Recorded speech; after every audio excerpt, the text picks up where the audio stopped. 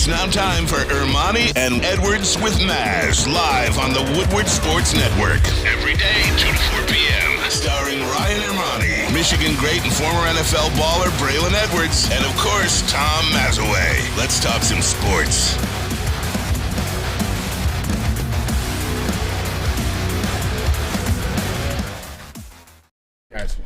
Hey, let's talk some sports. You know what time it is. That's right. It is Wednesday, April 19th, 2023. Ermanni and Edwards with Maz. Woodward Sports Network, woodwardsports.com.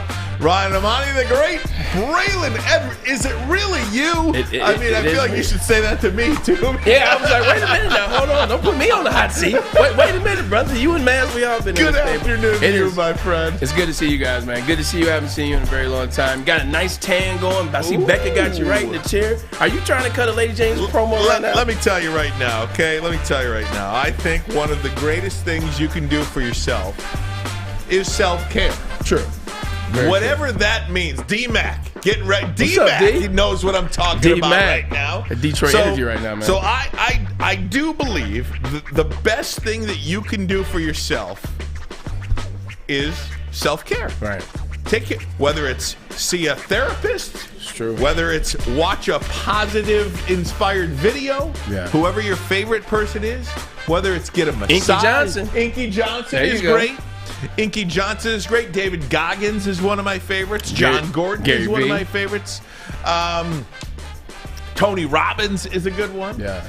Massage, or what I did today, Tom Mazawey.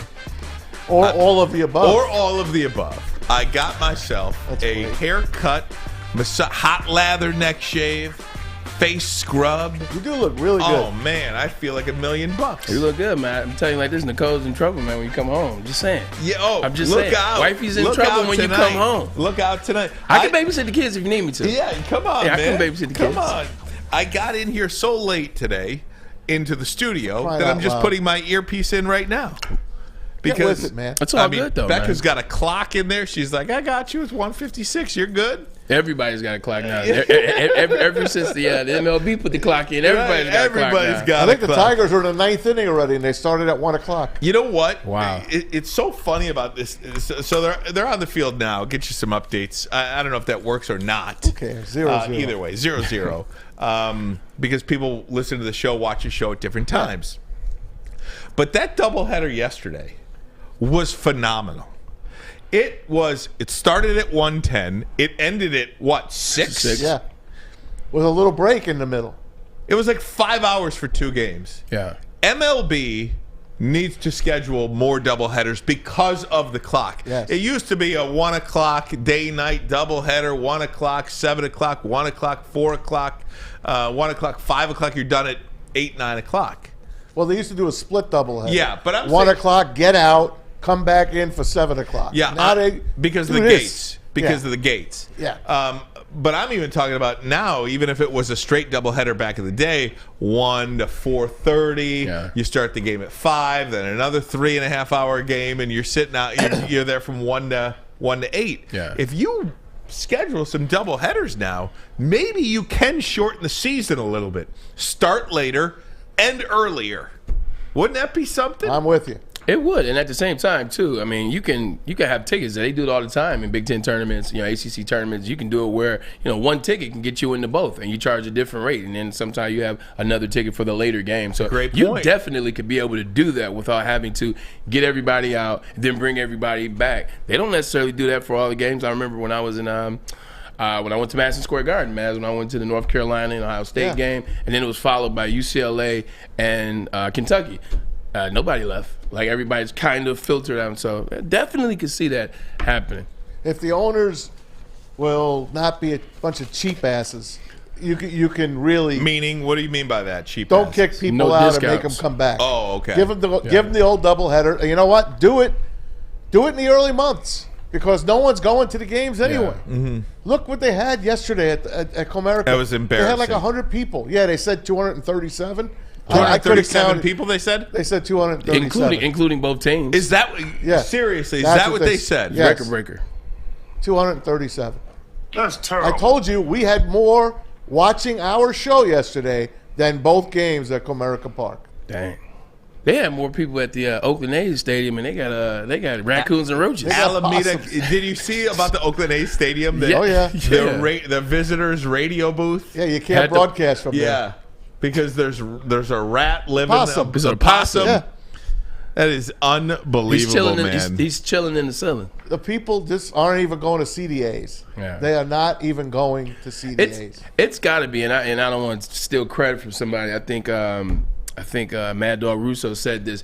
He says, got to be something going on with the government infrastructure with Oakland, because you see everybody's leaving Oakland. Yeah. Chase, the Golden State Warriors, they got out of Oakland. You see that the Raiders, they got out of Oakland. Now you look at what the Oakland Athletics facility is. It's something going on with Oakland, and I think they won't have any teams in about 5 years or so. Can you take them? Maybe. Well, Vegas, right? Yep. Vegas. Oh, yeah. It's going to be the Vegas A's. I mean, everybody wants the Raiders. They're going to get an NBA franchise out there. LeBron wants that NBA franchise out there in Vegas. Where do you put the other NBA team?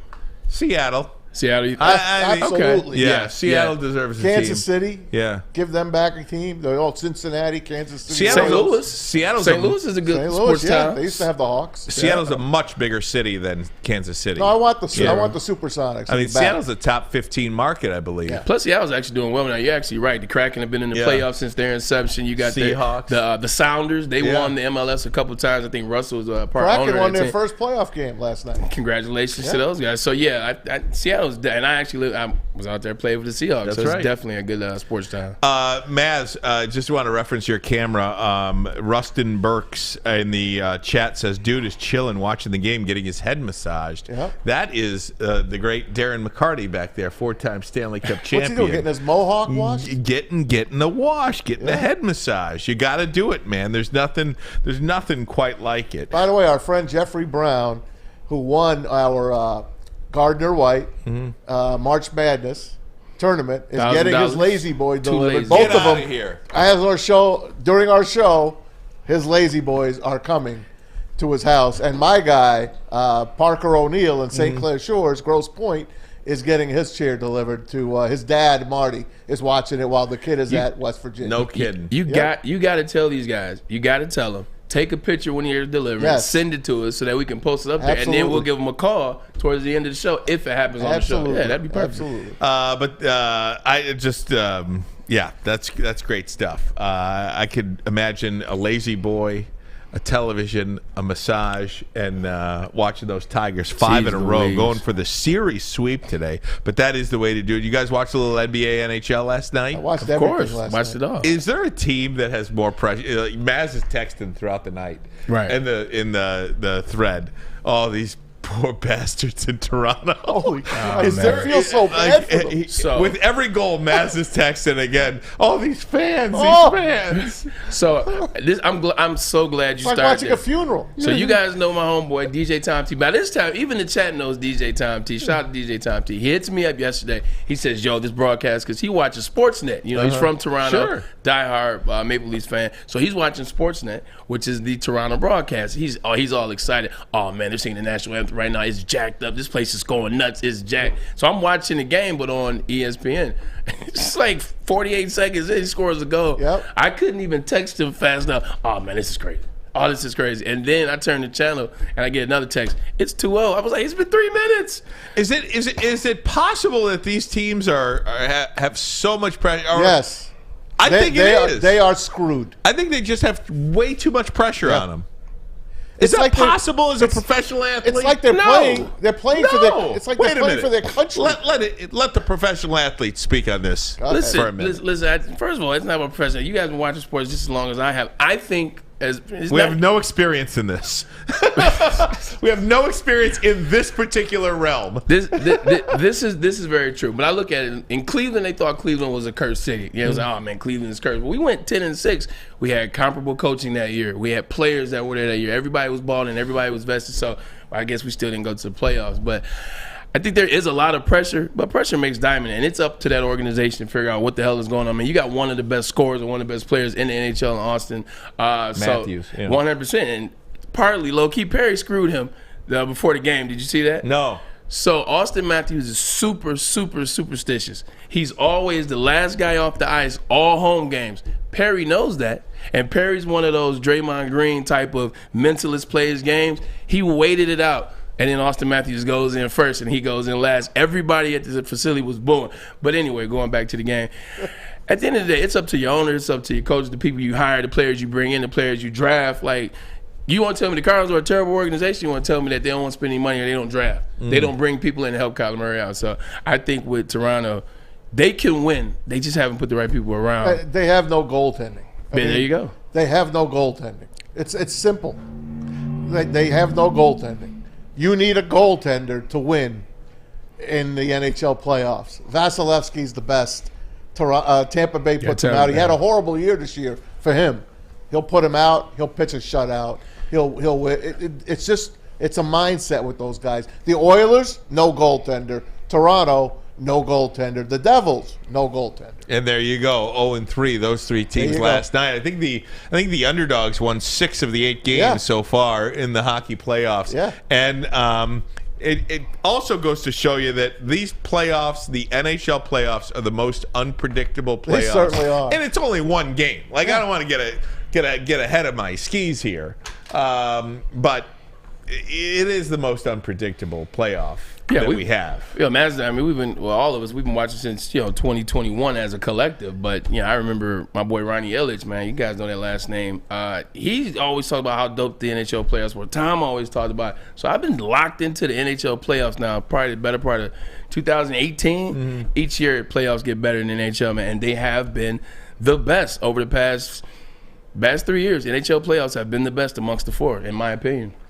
Lots to get to today, guys. We'll revisit the NHL playoffs. We'll revisit the NBA playoffs. A lot going on there. Joe Dumars disciplining Draymond Green. We'll get to that. Funny. How could you, Joe? I mean, come on, Joe. Funny to see how that whole thing played out. I feel like, Joe Dumars is the new Rod Thorne. When we were growing up, it was Rod Thorne handing down the... It's good to see Joe's name at least. Yeah, right. He's been... he's disappeared. He's no MIA. doubt. He has been. We're going to talk lots of Lions football today. Erik Schlitt will join us coming up at 2:30. The managing editor at Pride of Detroit. He will join us, give us his thoughts on this football team, where it's going, and the NFL draft.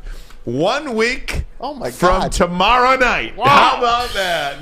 We'll get into that with Erik Schlitt. We'll do it in about 15 minutes from now. But first, the message from Chili Peppers Tanning. All right, guys. If you join the Pepper Club, they're going to take great care of you because they're going to beat all competitors by $5 on unlimited tanning. You could look like Ryan Ermanni. That's right. Look at that beautiful golden skin on Ryan Ermanni. So check that out. 27 locations. So no excuse. You could find a Chili Peppers Tanning near you. Oh, that's right, buddy. The cleanest salons in the D as well. The hottest bulbs, the hottest deals, the darkest tans. Your vitamin D headquarters, ChiliPeppersTanning.com. Introducing the Planet Fitness Guide to getting that post-workout glow. Step 1. What's your why? More epic energy? Better sleep? Blow off steam? Step 2. Join Planet Fitness for just $10 a month and get moving in our clean and spacious clubs. Step 3. Bask in that post-workout glow. Join Planet Fitness today for just $10 a month. Join today at any of the 50-plus Detroit area locations.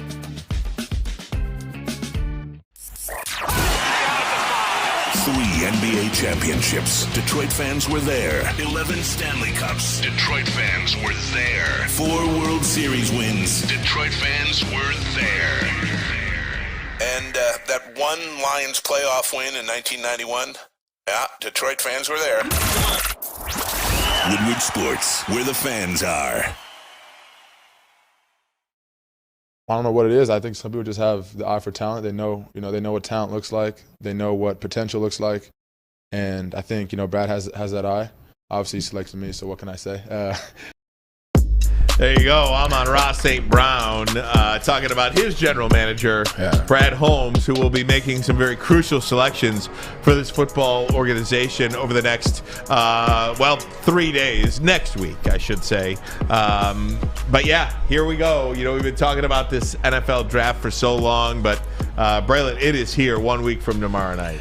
Yeah, it's here 1 week from now, tomorrow night. And it's always good to see Amon-Ra at the podium, man. One thing about this Lions franchise right now, this organization, as it's related to the players, they have professional players. Mm-hmm. They have adult players. They got guys. I mean, when you listen to Amon-Ra at the podium, he just oozes, hey, I'm coming in to work. I'm doing what I'm supposed to be doing. Like, that's what you need to win in this day and age. But he's absolutely right, man. Brad Holmes has an eye for talent. I mean, you look at what they've done the last 2 years in the second half of the draft, and then you look at last year with Aiden Hutchinson, and you look at the year before that with Penei Sewell. So I think they're doing it right, and this is his time. Yeah. You know, we were like, hey, the only thing he hadn't done is the free agency side of things. And, man, did he knock the free agency out of the park. Shoot, we know he can draft. So you're talking about a day for tomorrow, man. It's going to be a very exciting time down here. Hey, off-season workouts. It started. You got to love it. A lot of players there. I'm not sure if it's voluntary or not. They don't really specify. Yeah. It's voluntary. But I think you're going to see most of the Lions, if not all of them, there because this is a special group. And you know what? We talked earlier about that the Toronto Maple Leafs have a lot of pressure on their back, and I believe they do. But this Lions team, we all know that you're going to read your own press clippings. You're going to read it. But it's got to give you some pride. They got to come out and show everybody that they are the team that finished 8-2 down the stretch last year. And it's only up to them, and only they can do that, right? I mean, last year's, you can't, what did Jim Leland always used to say? You can't chew on yesterday's breakfast. You just can't do it. I love that guy. Wasn't he great? And you can't chew on 8-2 because when you come into the season, you know, in 2023, 8-2 means nothing. 8-2 was last year. These guys are hungry. You mentioned the free agents. Amon-Ra St. Brown mentioned Marvin Jones Jr. yesterday. What impact he will have for this franchise. One of the bigger name signings this offseason. Here's Amon-Ra talking about Marvin Jones Jr. Being around him, he's awesome. He's been in the league for a long time. Obviously, you know, you're doing something right if you're in the league for that long. But, you know, we talked for like 2 hours yesterday after, you know, workouts, just about life and everything. You know, he told me, well, I knew he spoke Spanish, and he told me he was self-taught. So I want to learn Spanish, and I asked him, you know, what he did to learn Spanish. So I'm on the same path. So hopefully next year, by this time, I'll be fluent. Thank you, DetroitLions.com, once again for another clip. These are major things. You're talking about having those veteran guys in the locker room. You're sitting down and you're talking shop. You talk about life. Everything doesn't have to be about football. Everything doesn't have to be about, well, when I'm running a comeback route, when I get to 13, like, everything doesn't have to be about that. It can be about life. And when younger players engage older players and they talk about life, you see that they care. You bring that team together. When I was in Cleveland, a lot of that non-success that we weren't having, as soon as practice is over, man, like, guys were doing their own thing. Guys weren't hanging around. There wasn't a lot of veterans in the locker room to be able to talk to the young players. Kellen Winslow, who's out on a motorcycle bike. Maybe if he had an older guy to talk to him about buying motorcycles. Me, I was doing some things, whatever. But once I got to New York, and then I started being in those locker rooms, I wanted to stay a little extra after the workout and talk to LaDainian Thomas. I wanted to stay and talk to Jason Taylor. You know, I wanted to, and obviously those are Hall of Fame guys, but even Sean, Big Cat Ellis. I know you know Sean Ellis, man. You know, you're a Jets guy. He's a Long Island guy. Even sitting there talking to him, Damian Woody, who we've had on the show, has won the Super Bowl. So this is how you build a contract. This is how you build a community within the locker room, man, and guys buy in. Now, when you go on up there in the field, when you're all invested together, you want to play for that guy. Like, if you're hurt, you tend to ignore the injury a little bit because you know that guy's going to give that to you. So this is good, man. It's a good start. You know, you talk about Amon-Ra and, you know, learning Spanish. He's going to sit there and learn some Spanish with Marvin Jones Jr. because that's what he's going to spend time with them. Yeah. And when you spend time with people, that's where the relationships grow. That's how you cultivate relationships. And as you mentioned, Braylon, you don't talk about football. You talk about whatever life, women, whatever, marriage, kids, the women's, man. It's the women's, man. It's the women's, man. Not me, you talk about anything other than what you're doing. That's how relationships build. Maz, you're a good relationship builder. I mean, nobody's better at building relationships than Tom Mazawey. I'll fight anybody that thinks otherwise.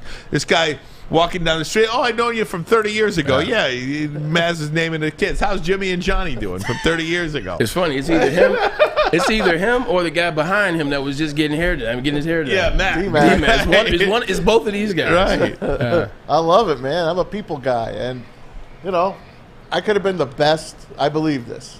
I could have been the best media relations director of all the teams here in Detroit. if I wanted to work 150 hours a week and dedicate my entire life to these teams, it's relationships, right? It's how you talk to people. I'm not afraid to go talk to that guy. You know, I think I could get Miguel Cabrera to do an interview with people. That's how I feel. It's a pretty tall task. Yeah, that's it is tough. a tall task. But if there's anyone that can do it, I would say it would be you. I can get him to the buffet table. Right. That wouldn't be hard. Yeah. But let's go back to something that Maz was talking about after the I'm round, the first clip that we looked at. Resting on laurels. You know what? 8-2. I'm gonna tell you why they won't rest on their laurels. At least in my mindset, 8-2 didn't get them in the playoffs last year.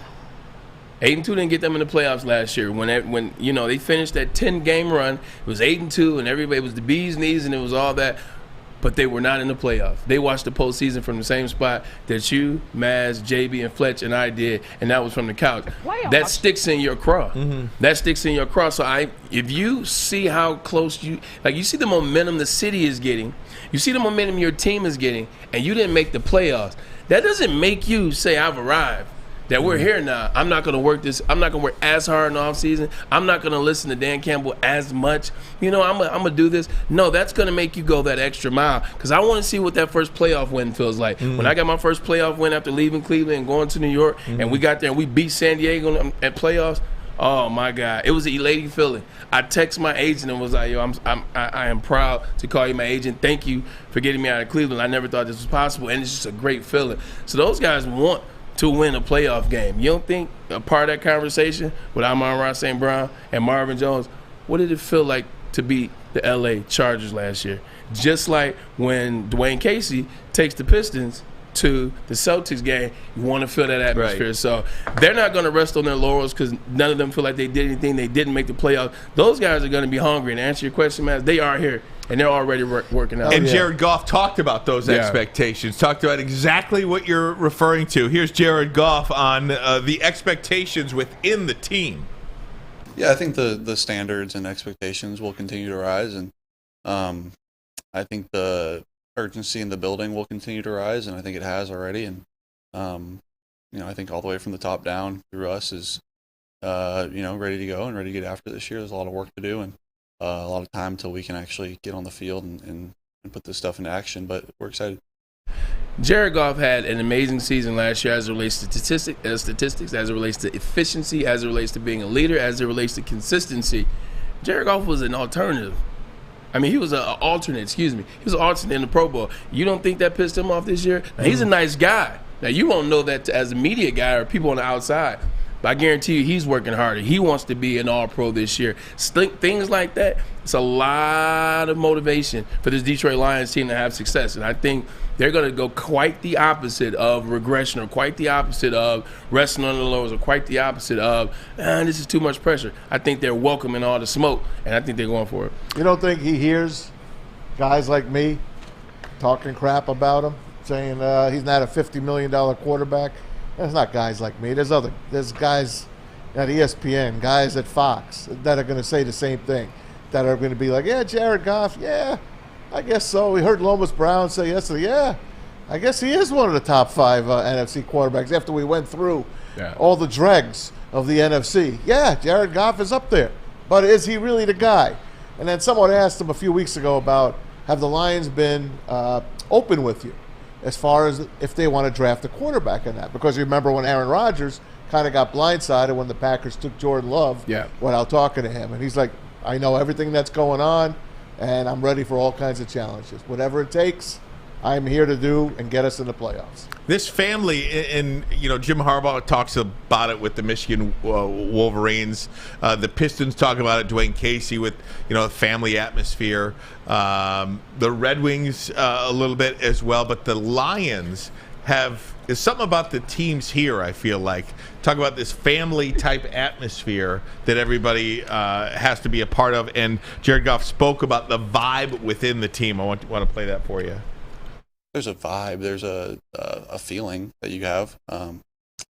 Nothing truly tangible. Like I said, we lost guys, we gained guys, and it's a whole new set of guys. We lost coaches, we gained coaches, and it's always brand new. But there is there's an overwhelming feeling of optimism and excitement for what we think we can do.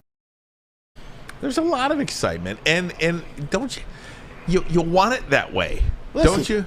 Can you imagine what this going through Jared Goff's head 2 years ago when he got traded here? I mean, we went over it. He went from a Super Bowl caliber team to a dreg. He came here with bodyguards. He didn't know what Birmingham, Michigan was like.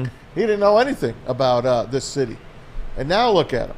He's sitting up there as a favorite to possibly win the NFC.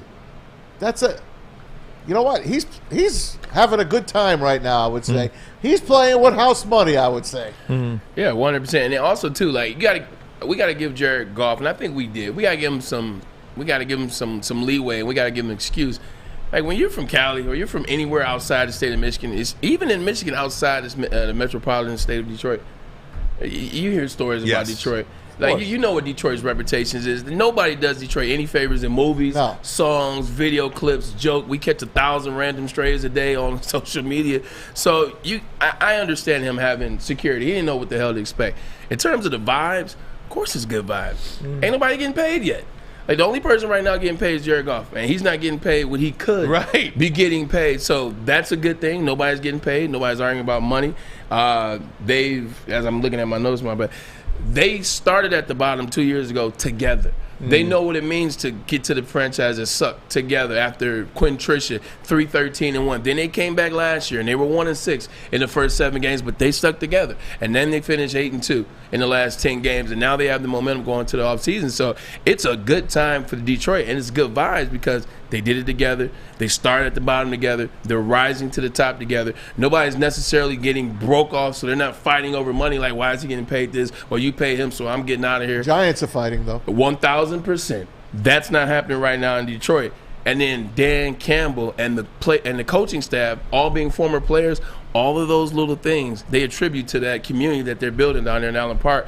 And it is a good vibe. We'll continue the conversation with Erik Schlitt, managing editor at Pride of Detroit. We'll do that next. Talk to him about this team. Talk to him about this draft coming up next week.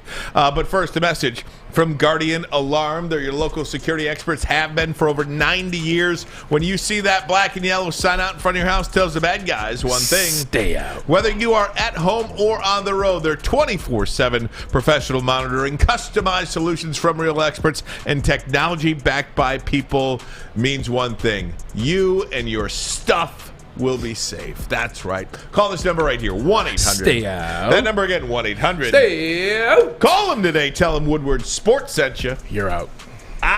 You've heard of Gordon Ramsay. You've heard of Bobby Flay. But Thursday night Master Chef Brad Holmes will be in the kitchen with all of the ingredients needed to make a great dish on draft night.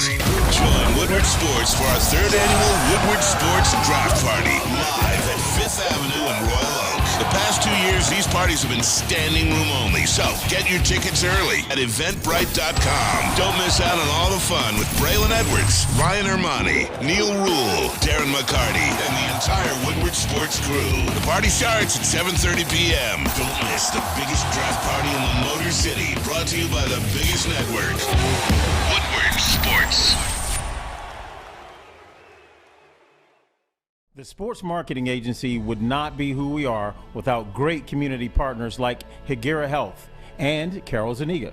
It's an awesome opportunity to partner with your organization. Higuera Health is a comprehensive behavioral health organization. We serve children through older adults with mental health, substance use, and developmental disabilities across Western Wayne counties, and really excited to now be in downriver communities as well. Give us a call at 734-458-4601. Woodward Avenue, the first paved road in America. Woodward Sports, the first sports network born in Detroit and made for Detroit. Hey guys, Strawberry Fest is back at Big Boy. Get on down there. Try the classic breakfast Boy. Breakfast Fest is awesome. The strawberry hotcakes or the mouth-watering red velvet waffles. You're not in the mood for breakfast, or if it's lunch or dinner time, step up your game. You could try the strawberry bacon chicken wrap. Cool off with the refreshing summer splash salad. And don't you forget, they are great desserts. They're berry delicious strawberry pie, and then the deep fried vanilla Oreos or the strawberry hot fudge cake, and a lot more at Ryan and Luke's favorite place. There it is. You know what time it is. Yeah, 100%. It's almost like we playing Madden. Like we adding some pieces for sure. I'm excited to see what we can do. It's going to be crazy. I just want to see how everybody looks, how we gel together. So, yeah, it's been exciting to see. I can't wait. All right, and that's Alim McNeill adding pieces like Madden. Ear to ear. Like, did you see that smile? Did you see it? It was genuine. It was ear to ear. Like, it was easy. It was natural. Like, that's what they're doing down there. Look, man, I'll tell you like this. Sport is fun. I love sport. Like, my whole life is sports. I love sport. Playing in the NFL was a fun experience when you were with a franchise that got it. When you were the franchise that were doing the right things, man, that is the energy that you're going to get, and it makes for it start. It starts in the offseason. So if you get guys that's happy now and they're working hard, man, it continues, man. It's April. Seasons for them starts in 2 weeks in terms of being there, but they're here now. They're smiling. They're having a good time, and April will carry into May. May carries into August. August carries into, you look up, January in the playoffs. Hey, man, things are good for this team. Next year, the draft's here in Detroit. The Lions good point, are hosting the draft. They're going to have possibly a new logo, possibly new uniforms next year. This year, any day now, I think tomorrow, they might roll out the new alternate uniform. So Ford Field put this little 18-second vignette out yesterday. Yeah, this is the new helmet, I believe. Yeah, the alternate helmet. Secret. Yeah, the new helmet will be revealed tomorrow. I mean, I'm excited for it. There's a lot of excitement. I hope it's the white one. Can we talk about it? I hope it's the white one. Those road whites last year that they played in Green Bay with 2 years ago to end the season. Oh, to end the season. If they had a white helmet, kind of like the Cincinnati Bengals had that white Tiger helmet, I think that would be just too much for me to handle. I just don't want them to dump Leapin. I need Leapin. Lion. I love the logo. I like the old one. What about when he was less mean? What about the white helmet with the black lion? No black. I don't know. I thought that was Robert Kraft. My bad. We don't have any black in our uniform. Hey, is he the guy walking down the street in Birmingham? Or Archie. Maybe it's like cross between Archie Manning and Robert Kraft. Right. Oh my God. I'm sorry. What? It's so stupid. Why are these uniforms a big deal? Why is the helmet a big deal? Well, you say it. You feel good when you look good. It's new. Thank you, man. This is the same guy that's been begging for this for the last 2-3 years. I know why I'm excited. Because I think it's an attitude. It's changed. For me. It's the new attitude, Lion. I think Matt would say. Change is always fun. Change is always, it's hard, but change is always fun. It's different. But when you're changing as someone believes in a system and believes in a thing, like you're looking at the Lions, 9-7, they finish 8-2, they're changing. They got the line, they got the draft, all that momentum, it gets you more excited. And then you start doing the math. Every time teams, they change their look up, they have more success. The Falcons have more success. Denver Broncos won the Super Bowl, Bucks, and the list goes on. Seattle Seahawks won, the Bucks. So you start to look at that, and you really start to believe.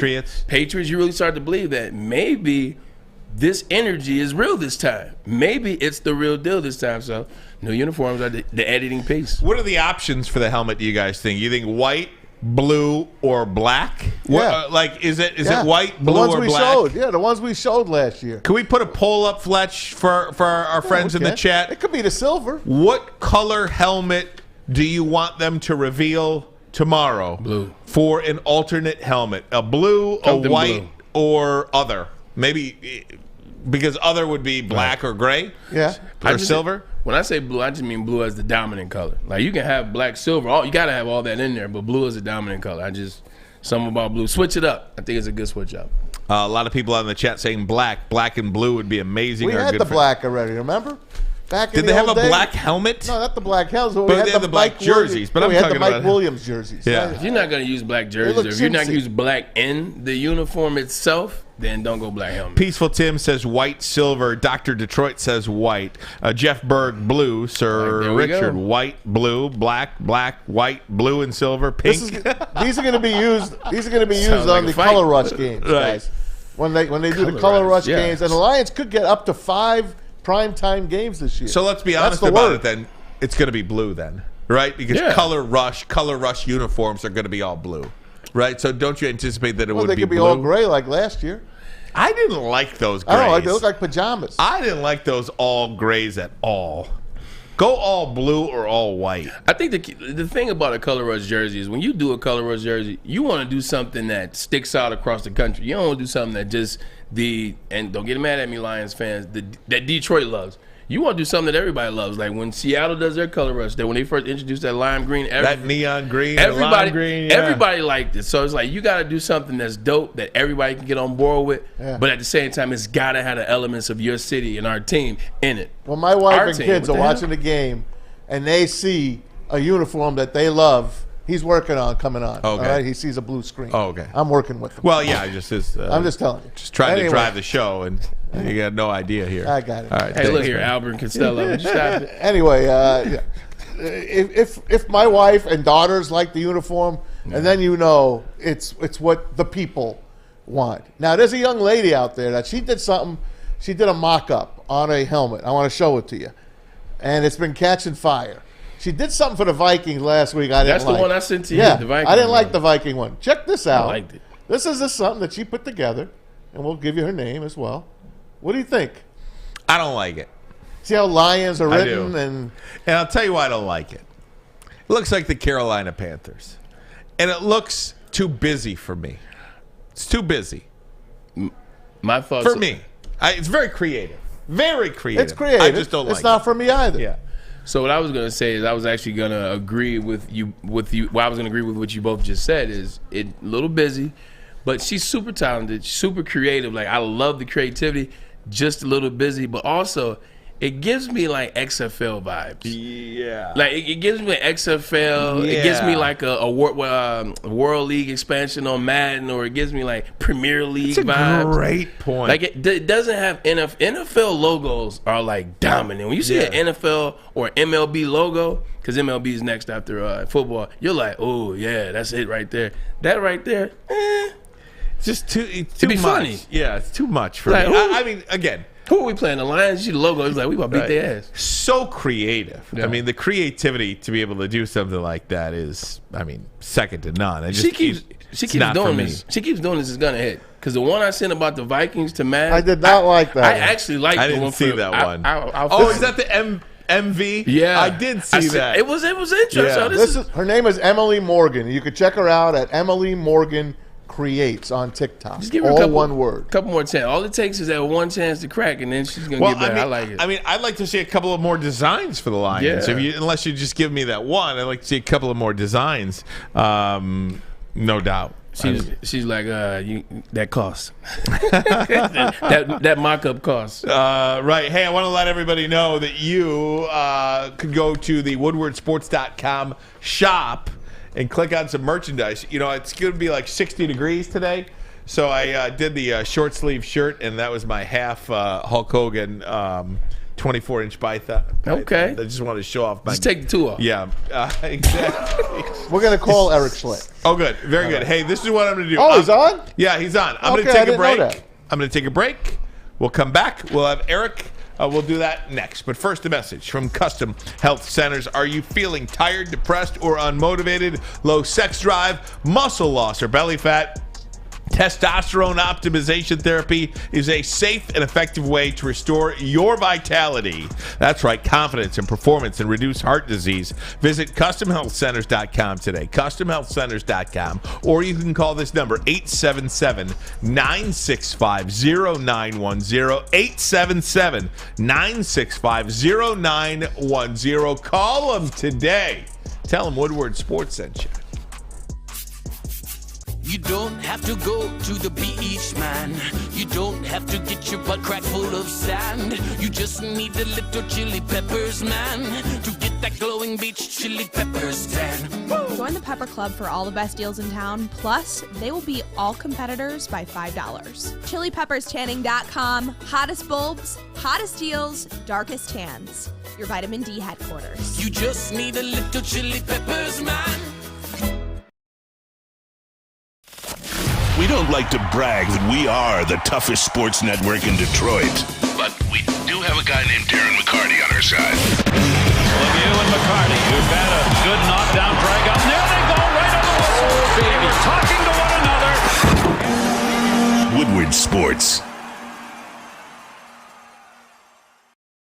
Hey, want to let you know we are on the road tomorrow celebrating 420 with Michigan's first ever cannabis mall, Dispo Romeo, off of 32 Mile Road and Van Dyke. Join Woodward Sports as we broadcast all of our shows all day tomorrow. Dispo Romeo is the ultimate destination, unbeatable deals, and you could win a trip to Hawaii. That's right. Win a trip to Hawaii. Dispo Romeo off of 32 Mile Road and Van Dyke, celebrating 420. Aloha. Oh yeah, 420. I can't wait. We should invite Max, man. Yeah, Max should host. This is true. We should have done it at Max's house. It's closer. I'm gonna get high tonight. Hey man, look, I gotta wait till I get home from the live event, man. Right. Hey guys, let's talk some Lions now. 1 week from tomorrow, it is round 1 of the NFL draft. So many ways to look at this thing. So many ways to go. So many positions to choose from. So many players to choose from, I should say. Let's bring in Erik Schlitt, managing editor at Pride of Detroit. He is on Twitter at Erik Schlitt. Erik, thanks so much for the time. We appreciate you joining us. Hi, Erik. Hey, Maz. Hey, guys. How you doing? It's doing good, nice man. to be on. I know we've been trying to.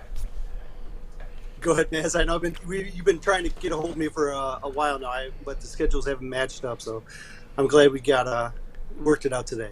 Absolutely. Hey, Erik, before I move to the draft, let me just ask you holistically about this football team right now. Everybody's coming into the voluntary workouts saying, oh, yeah, expectations high, we're a family, this, that, and the other. Everything sounds good right now.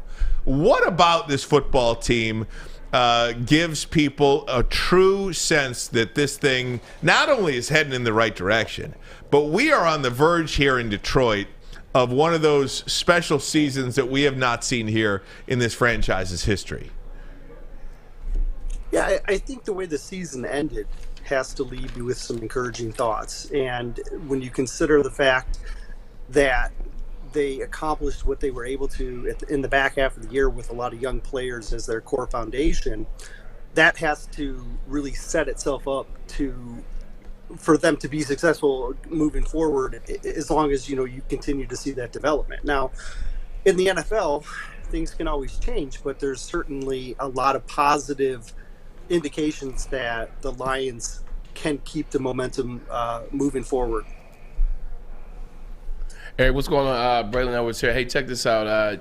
There's so many different mock projections right now as it relates to whether the Lions are going to do at 6, where they're going to do at 18, and then 48 and 55. Question for you is this: moderate in terms of what will be an easy, moderate way to go about 6 and 18 for the Detroit Lions, and then also what would be an aggressive way to go with 6 and 18 for the Detroit Lions?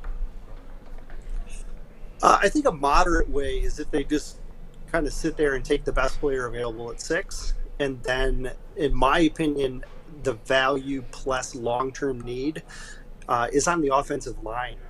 And I think they could solidify their offensive line for the next half decade if they were to take an offensive lineman at 18. They could probably do the same thing if they took one at 48 or 55 as well, because if you can get a player that can contribute at like right guard this year, or maybe be a potential long-term solution at right guard, they have the potential to really make the strength of their team really formidable for the next, like I said, 5-6 years. The way that the contracts are spaced out. But so for me, it's just best player, and then I like an offensive lineman at 18. But to be aggressive, I would, you could see them trade up, right? You could. Brad Holmes has a penchant for finding a guy that he likes and then making an aggressive move. Now, if they were to try and trade up to 3 with Arizona, or maybe they stay at 6 and then they try and trade up from 18 to get a guy, I think that's realistic as well. So if you stay at 6 and a player like Jalen Carter maybe falls to you, and you are able to land the best defensive tackle in the class, and then at 18 you're sitting there and you like, and one of the corners that you like happens to slide, and then you trade up to go get that corner, kind of like what they did with Jamison last year. I think that would be an aggressive way to really win, come out of that first day as like a big winner. Hey, I apologize. I didn't hear anything you said after you said Jalen Carter fell to 6. I got excited. I'm sorry. I didn't hear anything else after that. No, I'm just joking. Go ahead, man. Erik, how would you rank these guys? Will Anderson, Jalen Carter, Tyree Wilson, in order for the Lions. I think Will Anderson's the best defensive player in the class, even though I think Jalen Carter represents a bigger immediate need. So I think it's really a coin flip between the two. I could see the Lions favoring Jalen Carter a little bit more. And if the off-the-field issues weren't there, I think I'd be even more inclined to say Carter number one. For Wilson, Tyree Wilson is there's a big gap between those two, between Carter and Anderson, and then a big gap, and then Wilson checks in for me. Why are we hearing so much then on Tyree? Why are we hearing he's vaulting up the board here? Yeah, he's a lot of upside, right? He's going to remind you of Ezekiel Ansah in a lot of ways, where he has a lot of the athletic skills. He has the potential to be a 10-sack-a-year type player, but he has sit on the bench with injuries. Well, I mean, that's possible as well, right? One of the reasons he didn't work out was because he was dealing with a hamstring injury. So I think he has just a unique blend of size and athleticism. And so if you're a team that bets on traits, then Wilson's going to be a guy that is really going to appeal to a lot of teams. And that's really, there's a lot of teams that will bank on traits.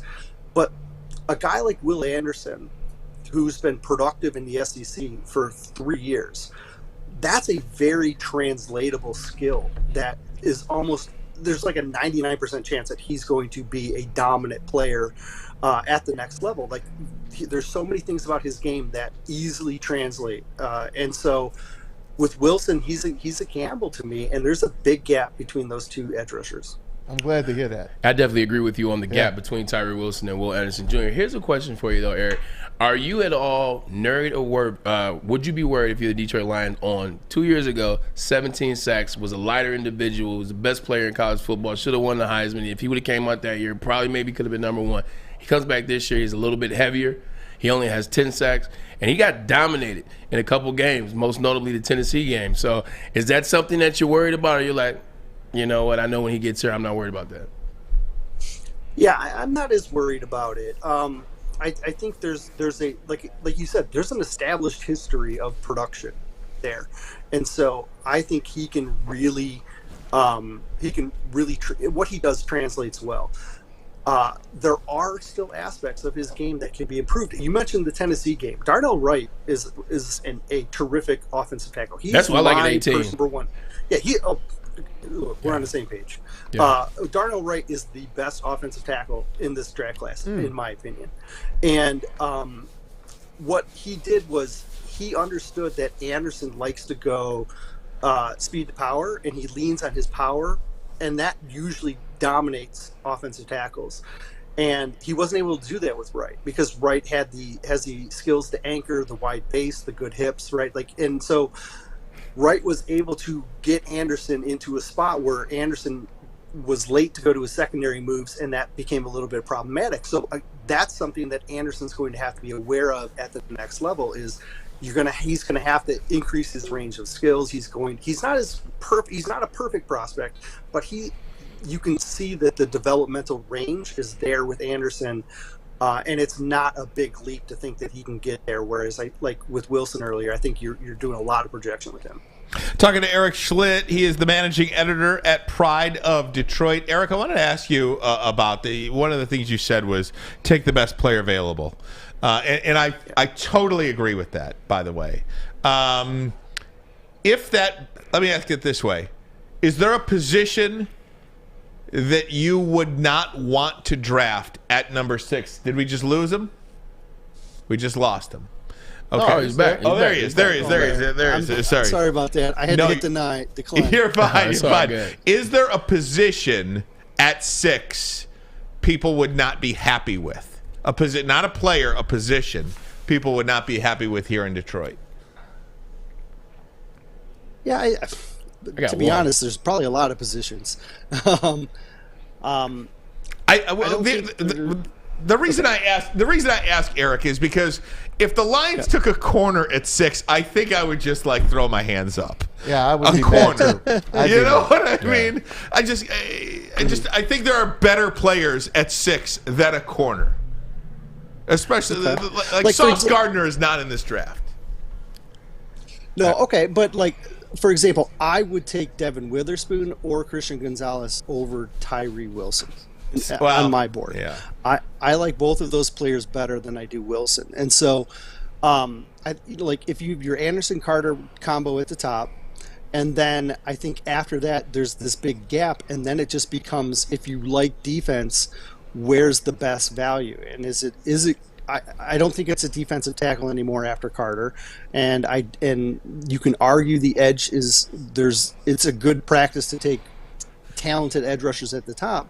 But at the same time, I do think that the two corners are pretty talented players. I wouldn't be upset with it at all. I'm a big Witherspoon fan, but I mean, I would understand the trepidation that fans have because you're just coming off a Jeff Okudah project that unfortunately didn't work out, and I hear, look, if there's not a sauce. Then in this class, if you don't think there's a sauce in this class, then yeah, I totally get that. So for me, I'm not as worried about it. I like the corners, and if they deem that one of the corners is the best guy there, then I'd be comfortable with that. I'm more comfortable with them than I would be with Wilson. All right, and let me take the corner part there and put the quarter. Quarter in there. Adam Schefter we saw says, look, quarterbacks are not going 1, 2, 3, 4. Like I say, he does not believe quarterbacks are going 1, 2, 3, 4. If Anthony Richardson, if CJ Stroud is staring the Lions in the face at 6, would they take him? Should they take him? That might be two different questions. I think with Stroud, he's more of a sure thing at the quarterback position than like a Richardson is. So if Stroud fell to 6, the first thing I would do is I would be on the phone call with other GMs trying to find the best trade partner I could. But I could understand the value of taking Stroud. With Richardson, it's a much bigger gamble, but again, you're gambling on talent and upside and hoping that you can turn him into the next Josh Allen. So again, I could understand it. It's not necessarily the direction I would go. I think Stroud would be a lot easier to palate than Richardson, and I think that they would jump at that, but I think in both scenarios they'd be entertaining phone calls for certain. Erik, stay with quarterback for a minute. Pick 18. Any chance of them reaching to get Hendon Hooker? I don't see it at 18. There's too many flaws that he has to overcome.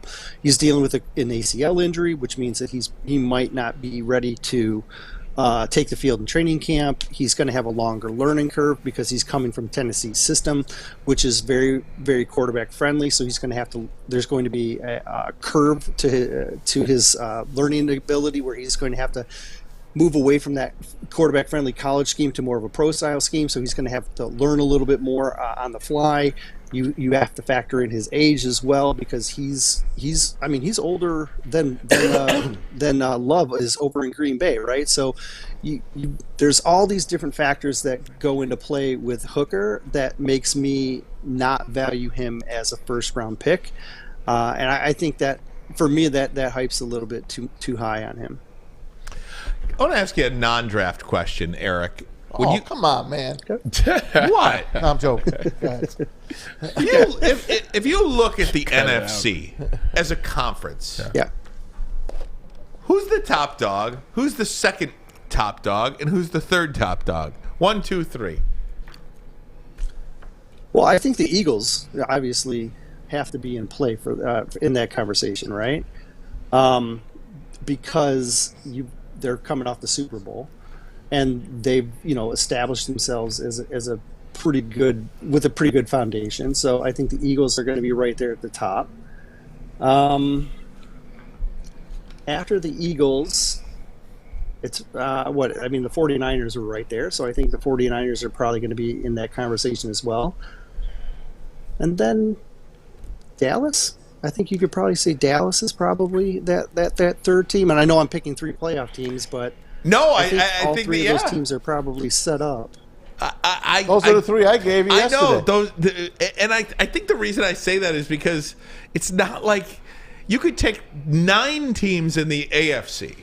I can name you 9 teams in the AFC, and all 9 of those teams would be the number 1 team in the NFC. I think, and Philadelphia got worse. I think Philadelphia got worse. They paid Jalen Hurts, and but they lost 4 or 5 starters off their team. Not saying they can't replace them, but they got they're a worse team today than they were last year at the Super Bowl. And you don't like Sam Darnold as the quarterback. And I do not like Sam Darnold at quarterback for San Francisco. I think we assume that the Eagles are going to be worse than they were last year because of the names that they lost. But with that being said, they lost. It doesn't matter. They lost Hargrave, but they got Jordan Davis on the bench. They lost Edwards, but they got Nakobe Dean filling in for them this year. They bought back both cornerbacks this year, and then they paid Jalen Hurts, and then they also have what you're forgetting. They lost CJ too.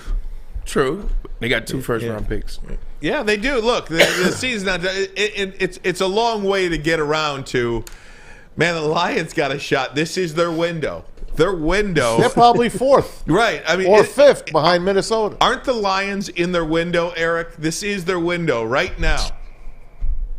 Yeah, I do think their window opened up a little sooner than maybe they thought it would. I believe that when they were building this team, they were looking more at 2024 being the year that they really are in competition for a division and whatnot. And I think the fact that it's here in 2023 has maybe why they were a little bit more aggressive in free agency than we expected them to be. And I don't think it will change their draft approach, but I do think the free agency might have been altered a bit by the fact that there's an opportunity, because I think Minnesota got worse. I think Green Bay is still talented, but without Aaron Rodgers is going to be a question mark. There's and a the team Bears you guys are forgetting, though. What they are. So you're going to bring up the Rams? There's a team you guys are forgetting about. And I'm not bringing up the Rams because Les Snead, and he might have blew his wide. It is what it is. They won the Super Bowl. I'm not going to bring them up. There's a team that beat the Lions last year early on in the season, and it's a team that also got to the playoffs in spite. Seattle's another team in the NFC. Seattle's a good team. They made the playoffs. They'll be stronger this year. They had a good draft last year. A lot of young guys, and they got. That's a good team. Hey, said don't count them out. Hey, Erik, give me a pick. When the Lions are on the clock at 6, they'll select. Jalen Carter. Jalen Carter, right. Your lips to God's ears. Please, right? Lord have mercy. If he's on the clock, you run to that podium. Erik, great stuff, man. Thanks so much. Thanks for bearing with us and the technical stuff. We really appreciate it. Great work at Pride of Detroit, and hope to talk to you again soon. See you, Erik. All right, see you guys. You got it. Erik Schlitt. Follow him on Twitter at Erik Schlitt, managing editor at Pride of Detroit. We will take a break, come right back. Going to react to that NFC. Heck yeah. Because I think a lot of people. The more teams you guys throw out, the more we're going down the ladder. But you do think it is something to think about. So we'll talk about that NFC discussion. But first, a message from Fairway Packing Company. I'm heading there right after the show today. That's right, Fairway Packing Company, family owned and operated since 1956. The Burrata family. You can try those Burrata blend burgers. Perfect night to grill, too, by the way. The award-winning Chop House steaks. What about that dry-aged Wagyu tomahawk steak? Ooh-wee. Let's go. Ooh, man. Ooh. See one of the top chefs in the country. Choose Fairway. You can visit their steak shop in Grosse Pointe Woods. One of my favorite places on the face of the earth. You walk in, you open the refrigerator doors, you look and see what cut of meat, what steak you want, where it is, how much it is, vacuum packed. Oh my goodness. If you can't get there, look for them online, fairwaypacking.com, fairwaypacking.com. They ship anywhere. Sourced, cut, aged, packed to perfection. Saturdays at 1 p.m. Make sure you're watching WoodwardSports.com for our new show, Chompin' Puck. He shoots! He scores! With four-time Stanley Cup champion Darren McCarty and Michael Gentry, Chompin' Puck is taking the Detroit hockey community and giving them a voice. Pros to Joes. You'll get the best Detroit hockey coverage around. Chompin' Puck. Saturdays 1 p.m. on WoodwardSports.com. Introducing the Planet Fitness Guide to getting that post-workout glow. Step 1. What's your why?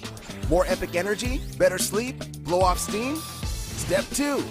Join Planet Fitness for just $10 a month and get moving in our clean and spacious clubs. Step 3. Bask in that post-workout glow. Join Planet Fitness today for just $10 a month. Join today at any of the 50-plus Detroit area locations. Have an opinion? Make sure it's seen and heard. Corner, jumper, Tweet us, hop on the YouTube chat, slide in the DMS at Woodward Sports on all social media. WoodwardSports.com. That's right. You know what time it is. Had to get it. I mean, it's quick. You're allowed to. Subscribe to the YouTube channel. That's right, Woodward Sports. Hit that like button as well. See if we can get to over 100 likes by the end of this segment. That would be awesome. If everybody in the YouTube chat right now can hit that like button for us, we'd certainly appreciate it. Helps YouTube push our content out. Did you guys catch Real Sports? Anybody? I didn't, but I recorded it. Yeah, I'm going to watch it tonight. Yeah. But Jalen Carter was on with Drew Rosenhaus and Jalen Carter's family sitting down nice on the couch. Drew Rosenhaus is a mad scientist. Lamar, you blew it. You should have had him as your agent. Nonetheless, it's worth a watch because Have you seen anything come from it? Drew Rosenhaus did a good thing last night for Jalen Carter. Yeah, I mean, Drew's been doing this for years. You know, I know a lot of guys that actually were represented by him, and then living in Miami in the offseason. I saw Drew a lot.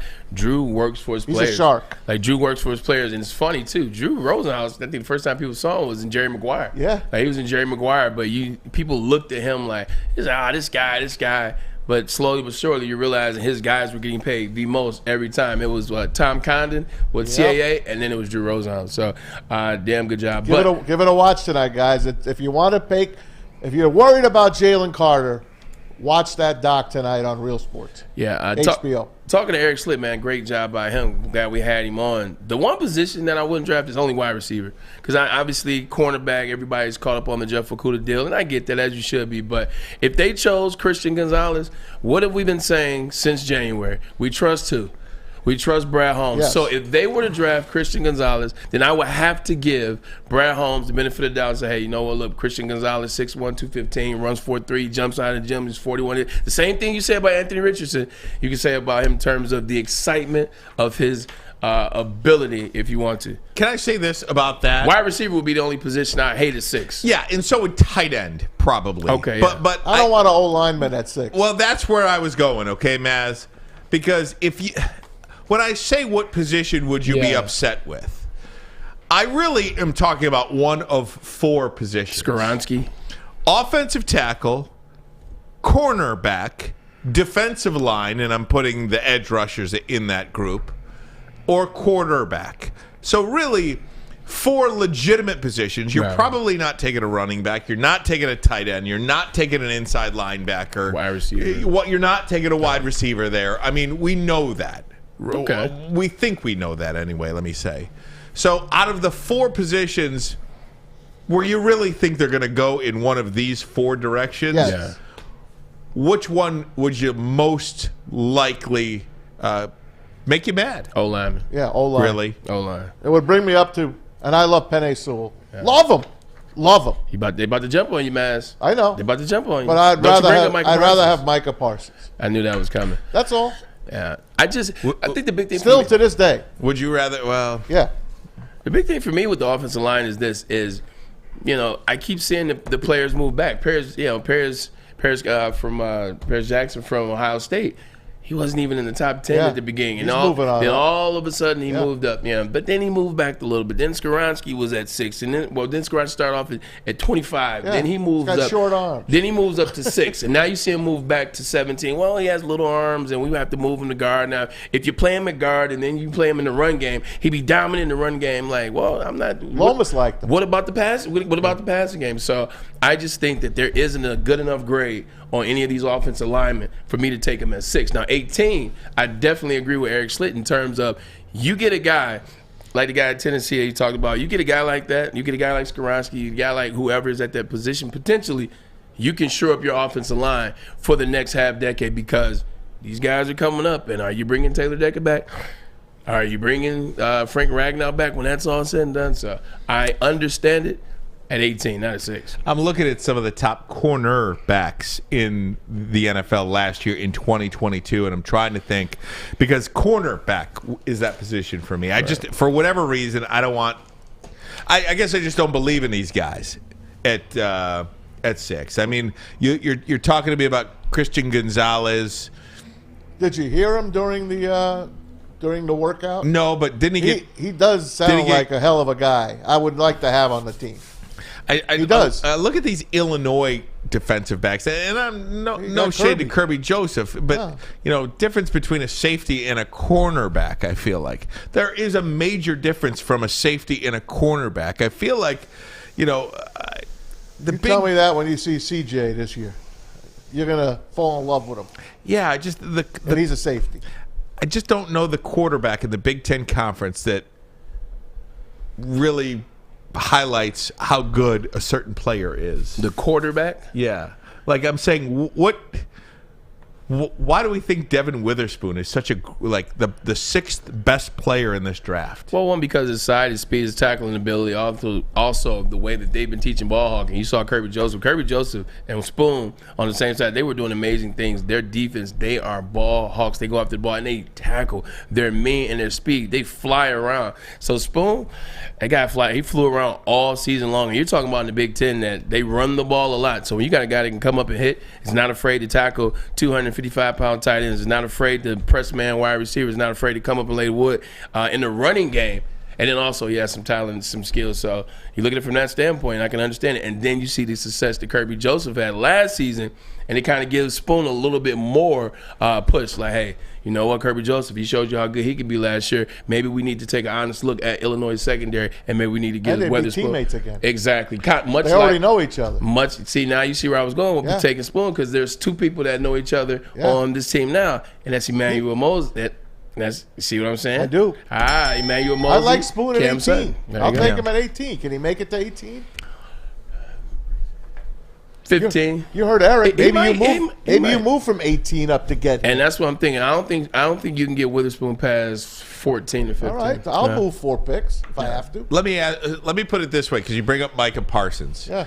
Would you rather? We all agree you'd rather have Micah Parsons than Penei Sewell. I don't know about all, but I would too, because I think a Hall of Fame linebacker is better than a Hall of Fame offensive lineman. Penei does have a little something more than a regular offensive lineman. I agree. He really has. He's a gold jacket. No, I agree. He's going to be. He definitely does. If he stays on the right pace, the Lions keep taking care of him, he have the chance to be a gold jacket. Yeah. But I think you answer your question in just watching the Lions game. Look at the game. Micah Parsons decides games. You see the play. He chased down the tight end, knocks the ball out of bounds at the 1, as opposed to him scoring a touchdown. And then on the very next play, he who will not be named because he's no longer here, fumbles, and the Dallas Cowboys end up winning that game. Penei Sewell does an amazing job of blocking on the right side, but he's not deciding games. Now, if you tell me a left tackle, then I can say, all right, left tackle is deciding games because he's helping the weak spot, helping the blind spot of Jared Goff, but I still would take Micah Parsons. I think that's the only difference, is deciding games. And we could take the players out of it because, again, anytime you make a comparison, I think you have to downgrade one player to lift up your argument. Let's just take Penei Sewell and Micah Parsons out of it. Okay. Would you rather have a Hall of Fame linebacker or a Hall of Fame offensive lineman? Hall of Fame linebacker. Yes. So here's my question. Would you rather have a top – because I don't think there's a Hall of Famer that I'm about to say here. Would you rather have a top 25 lineman or a top 25 defensive back? Top 25 defensive back, but then there's 32 teams. Right. 3 defensive backs. I'll take per the team. DB. You will. Okay. Yeah, because I mean, a lot of analysts, a lot of mock creators, and a lot of scouts, and a lot of people in these organizations, these anonymous GMs and whatever. They got Christian Gonzalez. The grade on him, he's the 6th. Like, he's not 6th pick. He's the 6th person rated in the draft. Some people have him rated higher than that. So, at least you know that going into it. But the devil's advocate side of things is Jeff Okudah was rated just as high. Yeah, but Sauce Gardner, I think we all knew how great Sauce Gardner was. Yeah, people didn't we?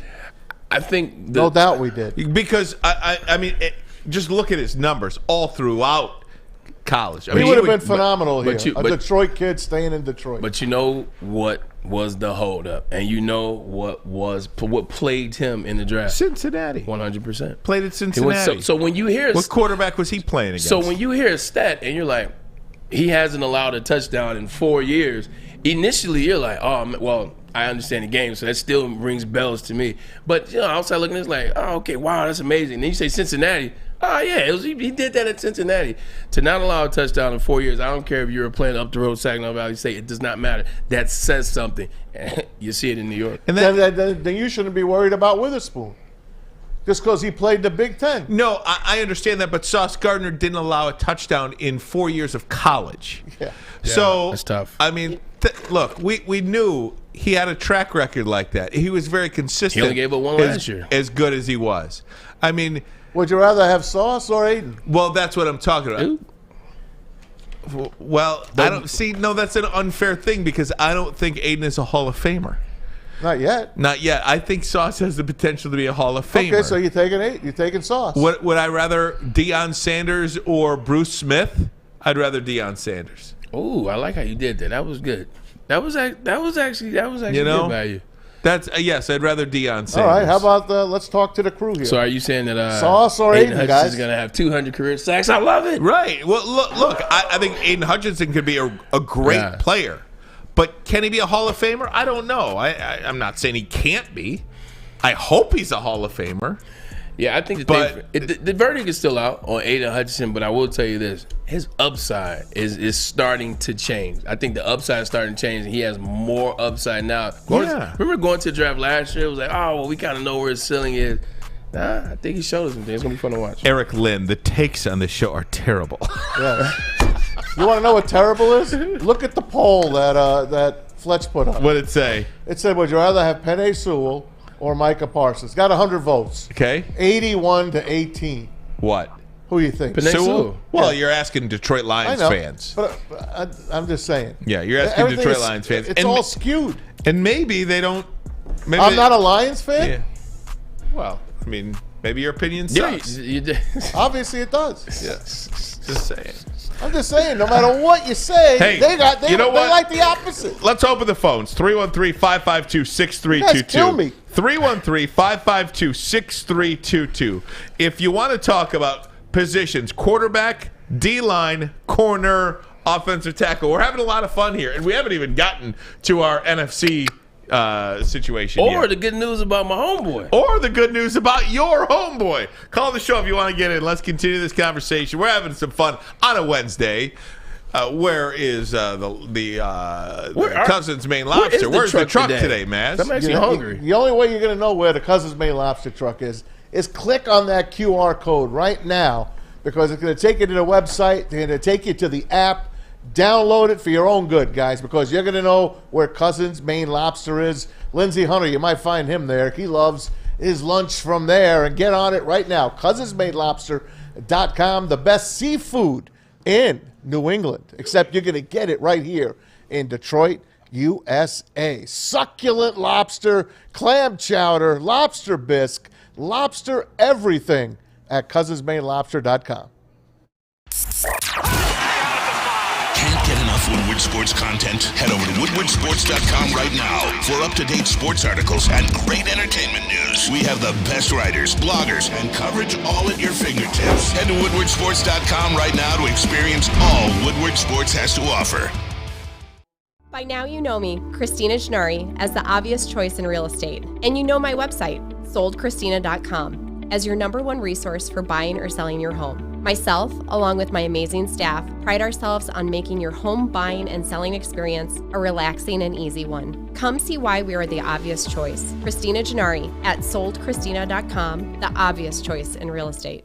Walk into any Lady Jane's Haircuts for Men for an award-winning haircut experience and automatically enter for your chance to win not one, but 2 vehicles of your choice, courtesy of Les Stanford Buick GMC of Ferndale. That's right, 2 cars, one for you, one for your wife, your girlfriend, or your best bud. Lady Jane's Haircuts for Men, open 7 days a week. Walk in anytime, sign in, sit down, watch your favorite team play, and before you know it, your hair will be game ready. Let one of our talented, award-winning stylists make you look handsome and clean. Lady Jane's Haircuts for Men. It's wicked awesome. A ton of fun, a ton of sports, and a ton of man meat. Welcome to the Woodward Heavyweights, live daily 5 to 7 p.m. on Woodward Sports. Hey, welcome back, woodwardsports.com. Opening up the phone lines here, having some fun. Would you rather Bruce Smith or Deion Sanders? Would you rather a Hall of Fame linebacker or a Hall of Fame offensive lineman? Just want to get your sense on how to build a team. Would you rather a top 25? Maybe there's no Hall of Famers in this draft. Maybe there's just a bunch of good players. Would you rather a top 20, top 25 offensive lineman, or would you rather a top 20, top 25 defensive back? Let's go to the phones and bring in Terrell. How you doing, Terrell? You are on woodwardsports.com. I'm fantastic, man. How you doing? Doing great. Thanks so much. Man, I was just sitting there chilling, getting ready for my workout, and then y'all started saying wild stuff, so I had to call in. What was the wild stuff? Bro, I got to know the logic behind somebody saying that they would have Parsons over Panay when Panay dominated his bitch ass so hard in the game to the point where they had to switch Parsons to the other side of the field because my guy was getting zero pressure on. Oh, God. When they went one-on-one, Panay dominated him. So that's all I call this for. I just want to answer to that question. That's it. It's real simple. All right. First of all, we appreciate you calling. Second of all, this is a family show, so chill out with the bitches in the ass. Now, third of all, third. Come on now, bro. Come on, Braylon. Listen. At the end of the day, we know when you run the ball, Micah Parsons tends to struggle a little bit. Panay Sewell had a good game. Congratulations. Who almost won Player of the Year defensive his rookie year? Who also was All-Pro again last year? 2 years in a row, Micah Parsons has been All-Pro, almost won Defensive Player of the Year 2 years in a row, and you see the change that he has on his field, on his team. You see the opposite side for the Dallas Cowboys, how they have had success last year because of Micah Parsons. At the end of the day, he changes the trajectory of games. Micah Parsons had a good game against him, but at the end of the day, who won the game? Micah Parsons won the game for the Dallas Cowboys with his play, pursuing the football. Because Williams fumbled on the goal line. And guess what? Why did he fumble? Because Micah Parsons knocked the ball out the play before that. If Micah Parsons wasn't that guy, it would have been a touchdown. Braylon, I'm not hating on the dude. He's obviously great, but come on now. It's not about hating. What has Panay Sewell done that you know he's better than Micah Parsons? Has he made a Pro Bowl yet? Has he made All-Pro yet? I'm just asking me that. Does he impact the game like Micah Parsons? Come on, Terrell. What do you got, T? Come on. What do you got, man? The problem is... I'm letting Braylon cook, bro. I'm not trying to interrupt him. At the end of the day, it's all fun. Panay Sewell is going to be a gold jacket. We all love Panay Sewell here. We just think that Micah Parsons is going to have a better career. That is not talking about the Detroit Lions. That is not dissing the city of Detroit. I am not against you. I wear this D because I'm born and raised here. I just simply see Micah Parsons having a better career. And I could be wrong. But as of now, I think trajectory shows that Micah Parsons will impact more games and have a better career. But Panay Sewell has done a damn good job in his first 2 years. Do you think part of that, though, because the position that he plays and the hype that people get when they get sacks, though, and that Panay is just an offensive lineman? No, I just think he does a lot more. Panay Sewell definitely could play tackle. He could play guard. Hell, I'm pretty sure he could play center if we really needed him to.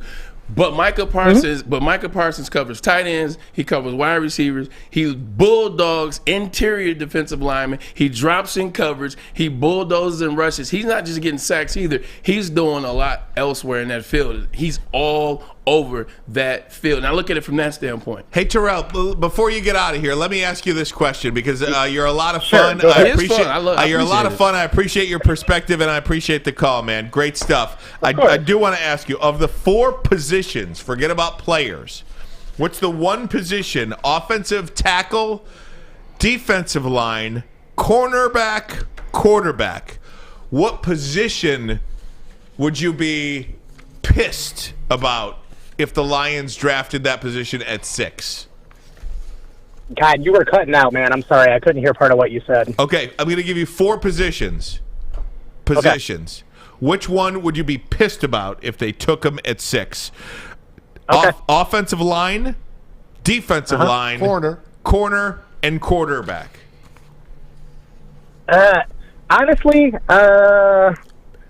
you know what? I love Brad Holmes so much. I'm not going to be mad about anything that he does. I can't. I trust the man. That's it. It's perfect. I trust him. So whatever he does, I might not like something, but I'm just gonna. I have faith in him, and he's never given me a reason not to. So until he does that, I have his back 100%. That's all I can. Terrell, where are you from, Terrell?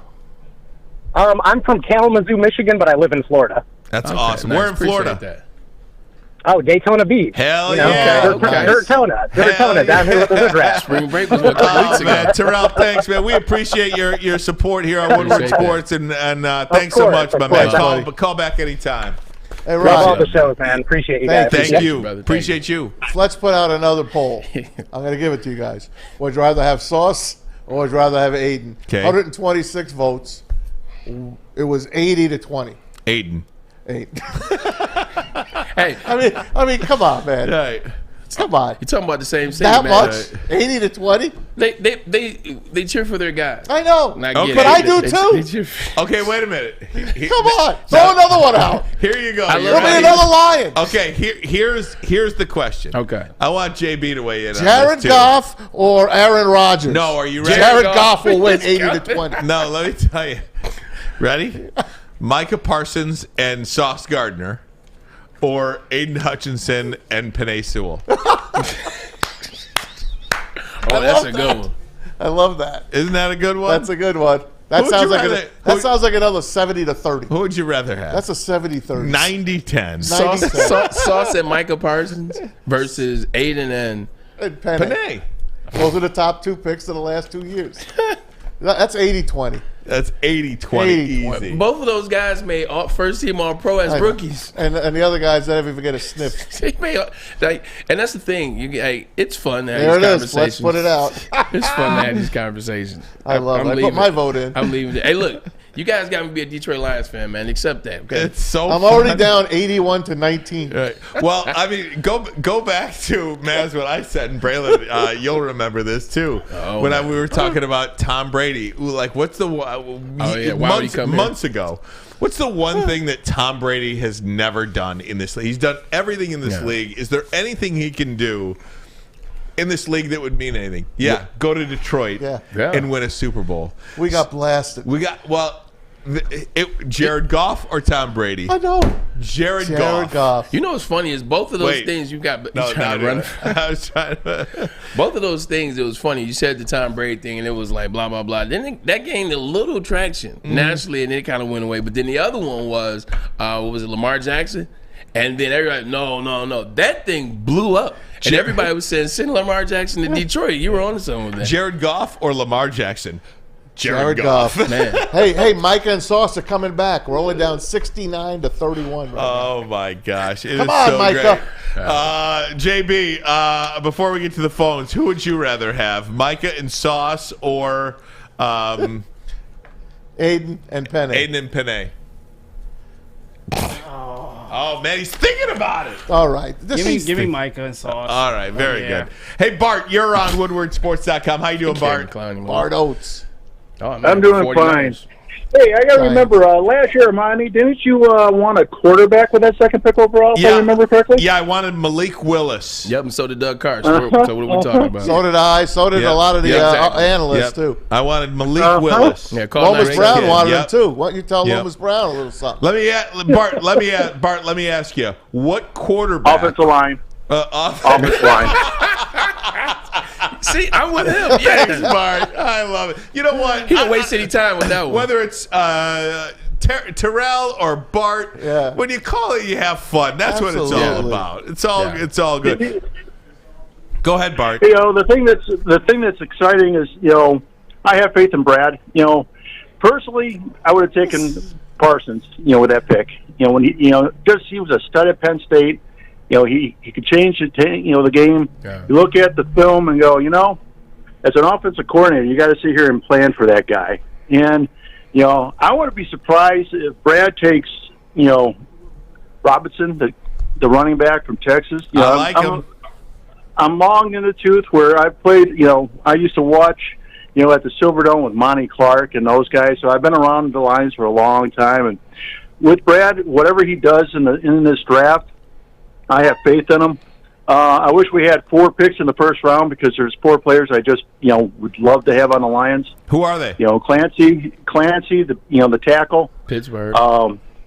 There was a thing I watched on the Lions with the new lady, and she was talking to the Purdue head coach. And he was the defensive coordinator for Illinois, which had, I think it was 2 years ago when Joseph was there, and they had the top-ranked defensive backs. And, watching that Michigan game, Edwards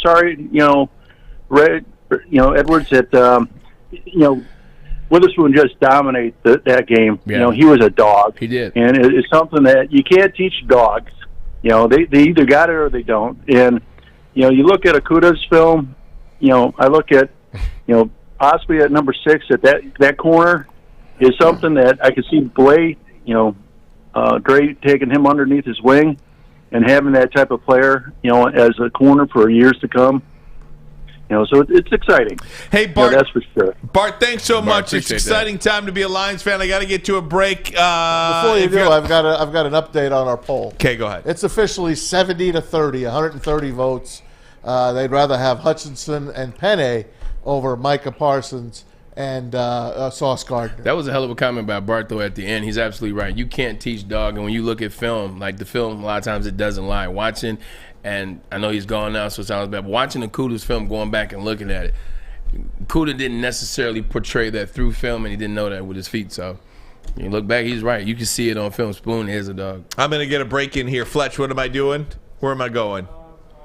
Home. Hold on, please. We're on the fly. Oh, the Foaling Warehouse. Foaling. I got you. Foaling Warehouse. Get on down to Hamtramck, guys. You know how to do this thing. You know what time it is at the Foaling Warehouse. 2 ways to play it. $12. Only $12? $12. You can stay there all day. It's called Open Unlimited Play. That's right. Or a private lane reservation when it gets a little more crowded in the evening. Get on down there. 10 or 12 people on a lane.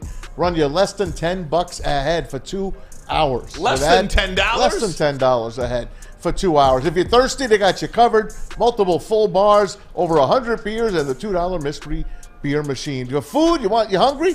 Bring your own food in. Have it delivered. Food trucks around as well. Hey, call Cousins May Love. Can I bring my chicken and avocado? Bring anything you want, Ryan. Avocado. Get your little chicken chunks and avocado. Yeah. Make yourself happy till you're sick of it. Foaling Warehouse. Get on it right now at foalingwarehouse.com.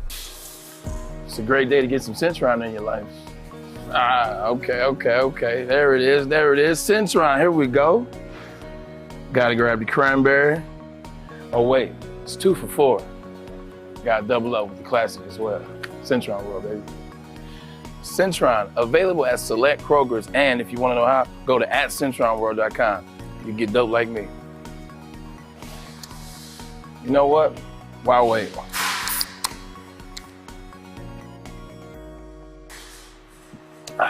Great taste, guaranteed. Big Boy Strawberry Fest has officially arrived, and we're here to show you the very best flavors of the season. Satisfy your sweet tooth with our deep-fried vanilla Oreos, strawberry hot fudge cake, and a slice of our classic strawberry pie. But that's not all. Cool off on a refreshing summer splash salad, or savor the flavors of our chicken Caesar wrap and strawberry bacon chicken wrap. And for breakfast lovers, don't miss out on our strawberry hotcakes or our mouth-watering red velvet waffle. Strawberry Fest is something for everyone. Celebrate the sweet season with us at Big Boy. The only sports network in Detroit that starts with a W. You know, because we win. Woodward Sports, Detroit's winning sports network. Back.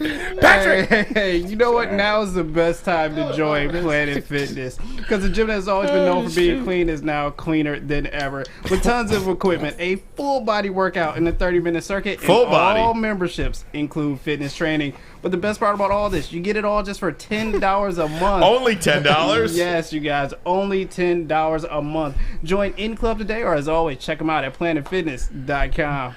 Jared Goff is blowing out Aaron Rodgers right now, 80-20.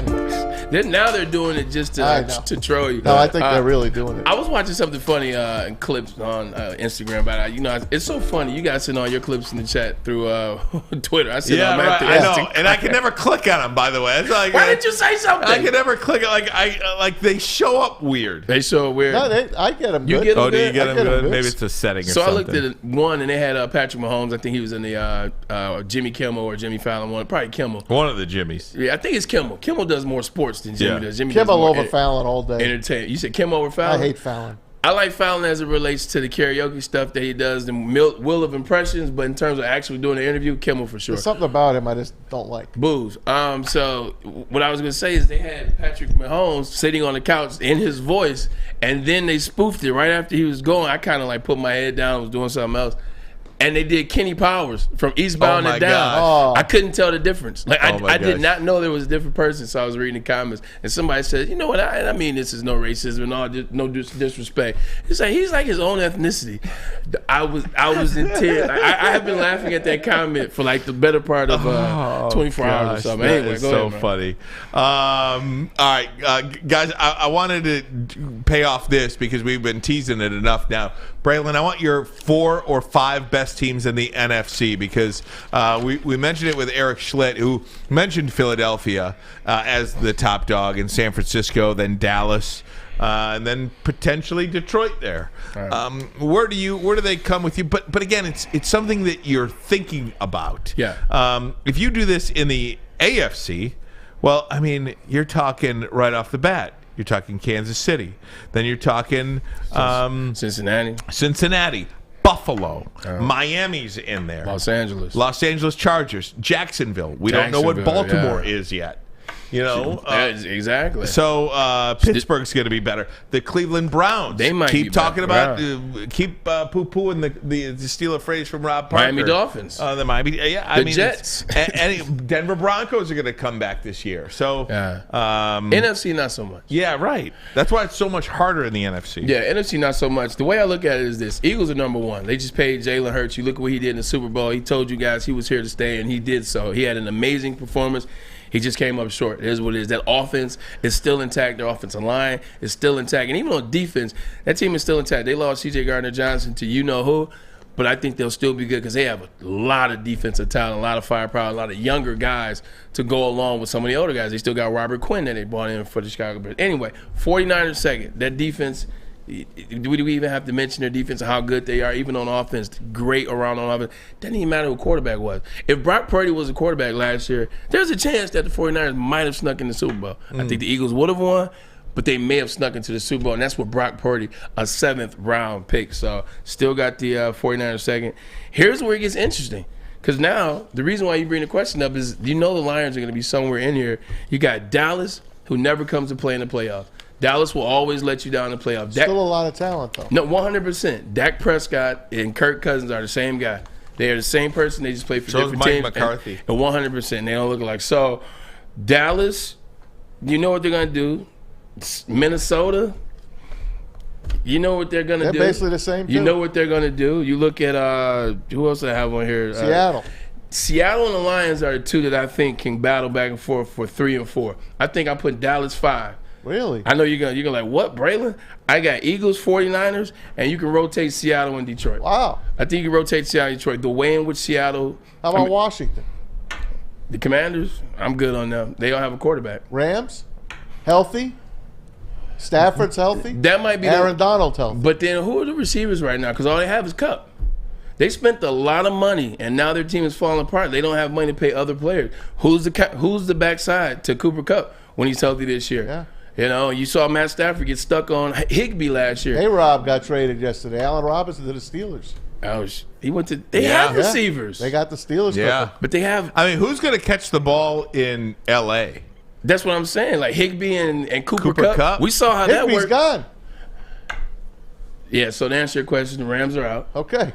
Aaron Donald might retire before the season's over. So yeah, Atlanta's coming together. I like the competitiveness in Atlanta. They're definitely an outlier. I think the Atlanta Falcons will be this year's version of the Giants. Okay. I think Atlanta will be this year's How about version. the Giants? No, I think they won't make the playoffs this year. Okay. I think the Giants missed the playoffs this year. It sucks, but I think they missed the playoffs.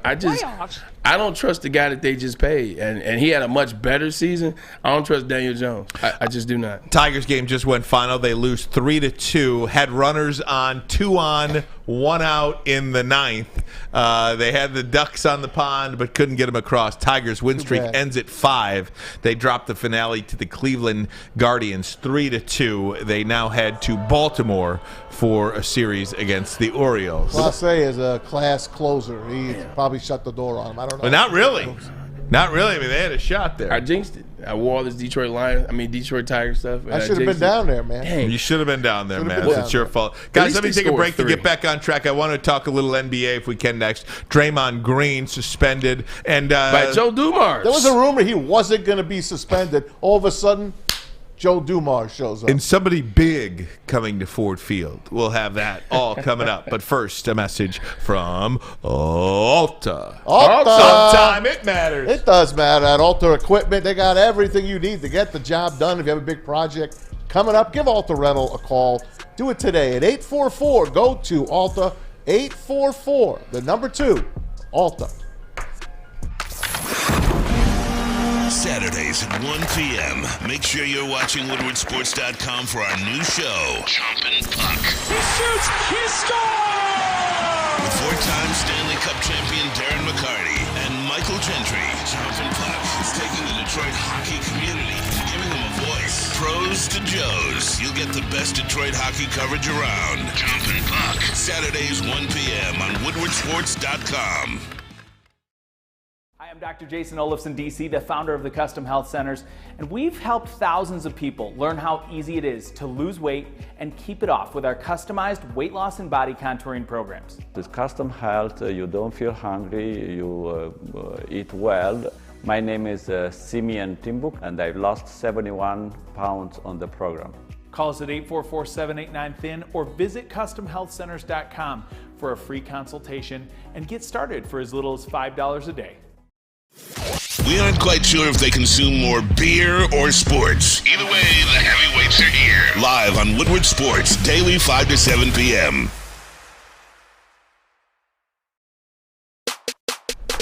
I got a dumb question for you.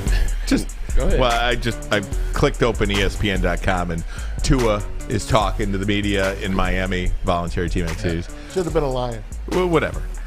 Like, do you think Mike McDaniel knocks on the door down the road and says, "Hey, Tom, here's the playbook. Just in case something happens, here's the playbook. You can have the playbook. If you, just for leisurely, so something happens to Tua, just in case you want." Why not? Yeah. Why not? Like I'm being honest. Why not? I mean, obviously, Tom he's whatever he's removed from the sport. He's actually moved on this time, but it's one of those things where sometimes you just gotta do your due diligence. Right. Like you never know. Right. Like hey, just wanna boom, boom, boom, boom, boom. Tom might. Right. And something else may come of it. Something happens week 6, week 7, week 8. What if there's a friendship? What if there's a consulting and he starts to develop the relationship? Right. He starts giving you some insight. Mm-hmm. Yo, you should be doing this. Skylar Thompson almost won him a playoff game. Exactly. He almost beat Buffalo. 30, yeah. Very good. And that's why, to your point, I don't think it's a dumb question. Why not? Did you hear Phil Simms? Oh, Lord. Phil Simms says Phil Simms. He does not see Tom Brady in the Fox booth. He can't see him calling an NFL game. He says it doesn't work for me. I don't think he's going to be able to do it. I think there's a lot of people jealous about the contract too. Yep. I don't think Phil Sims would say that. Yes, he would. Paid? A lot of matter. these guys have egos. He's still he's an old school NFL player. Like a lot of those guys, they don't like the money that the guys made in 2000. Now they're making even more. Now he gets a job. He's doing something else with analyst work. He's working with CBS all these years. He's put in all his time. He's established a second career. And then here comes Tom Brady to jack up that career as well. That's what that is. That's pay. Well, I know for a fact. A fact. This is how these old guys work. I've hung out with them. I've had conversations with them. Now that I've retired, they start to let you in and they start to show you some of that hate towards the players that are currently playing. And I just happen to be so newly removed. Well, not newly, but still younger. I don't have that in me, but they had that in them. And let's face it, Greg Olsen is good. You think he's really good. Yeah, he's getting better every time. He's getting better. He's getting better.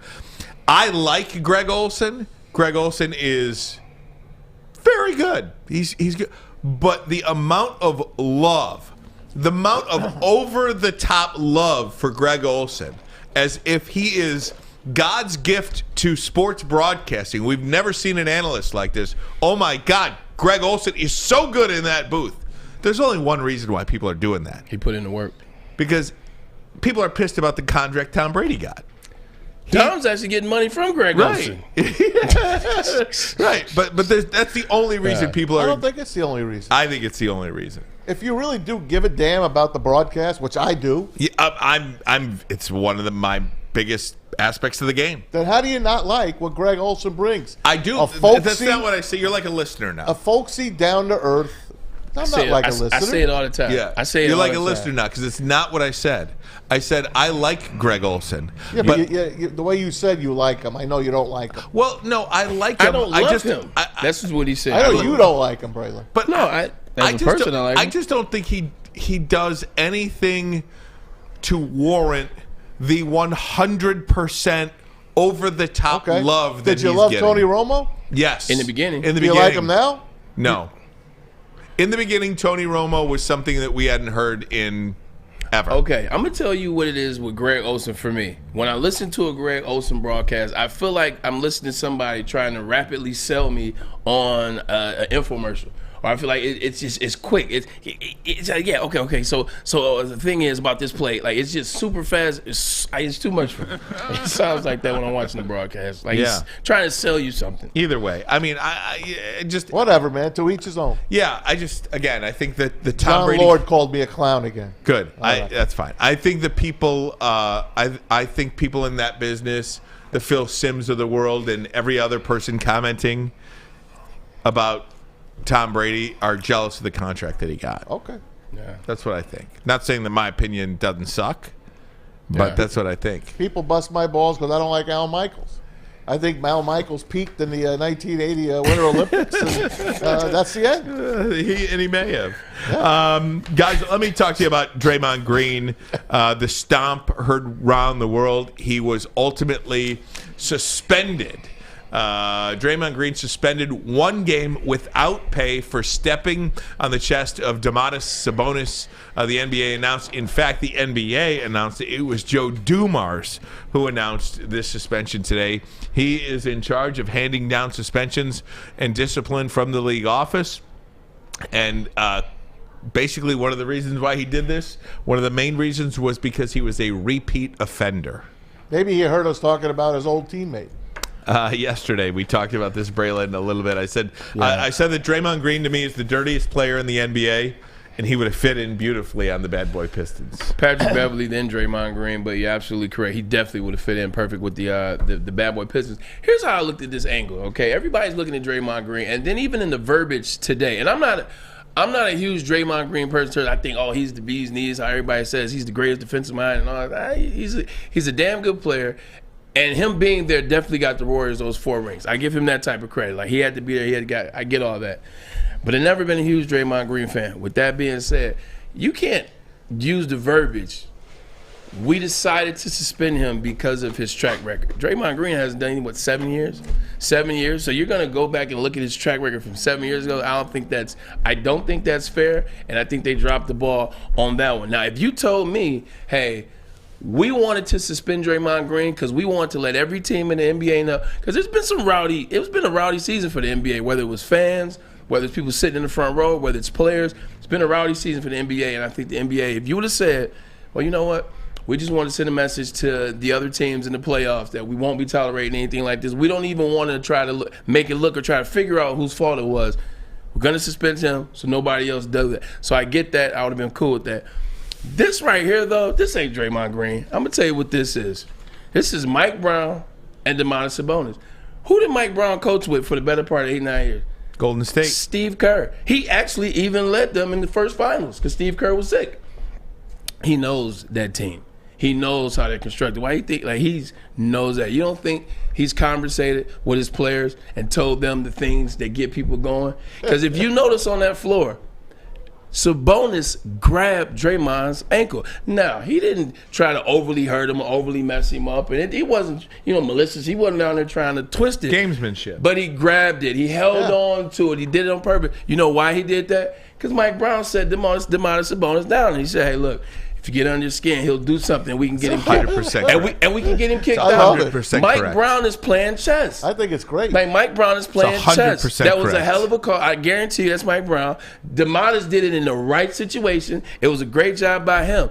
Draymond Green does not deserve to be suspended for that. He didn't deserve to be ejected. Both of those players should have got flagrant ones. Should have been maybe some technical. Kicked out of the game for sure. Yeah, okay, yeah. Even kicked out of the game. I'm good with that. Flagrant one, blah, blah, blah, blah, blah. Right. It doesn't matter. I'm a fan of his. You cannot grab somebody's ankle and hold on for that long. Okay. Because here's the other thing. He stomped on him like it was a cigarette. He stomped after he held and grabbed his leg.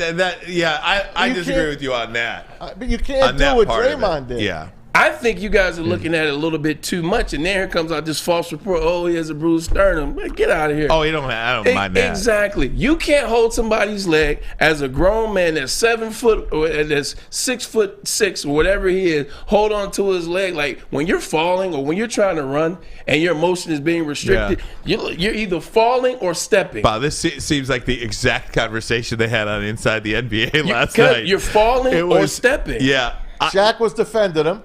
Kenny and Charles was going against Draymond. Right. There's more than one way to skin a cat. There is. Right. It was a clear stomp. And I try to put this in perspective as Bill Laimbeer. Bill Laimbeer's reputation preceded him. Right. Like, Bill Laimbeer, the he was the most hated guy in the NBA. Yeah, most hated guy in the NBA. Hands and down. probably Draymond or Patrick Beverley are the most hated guy in the NBA now.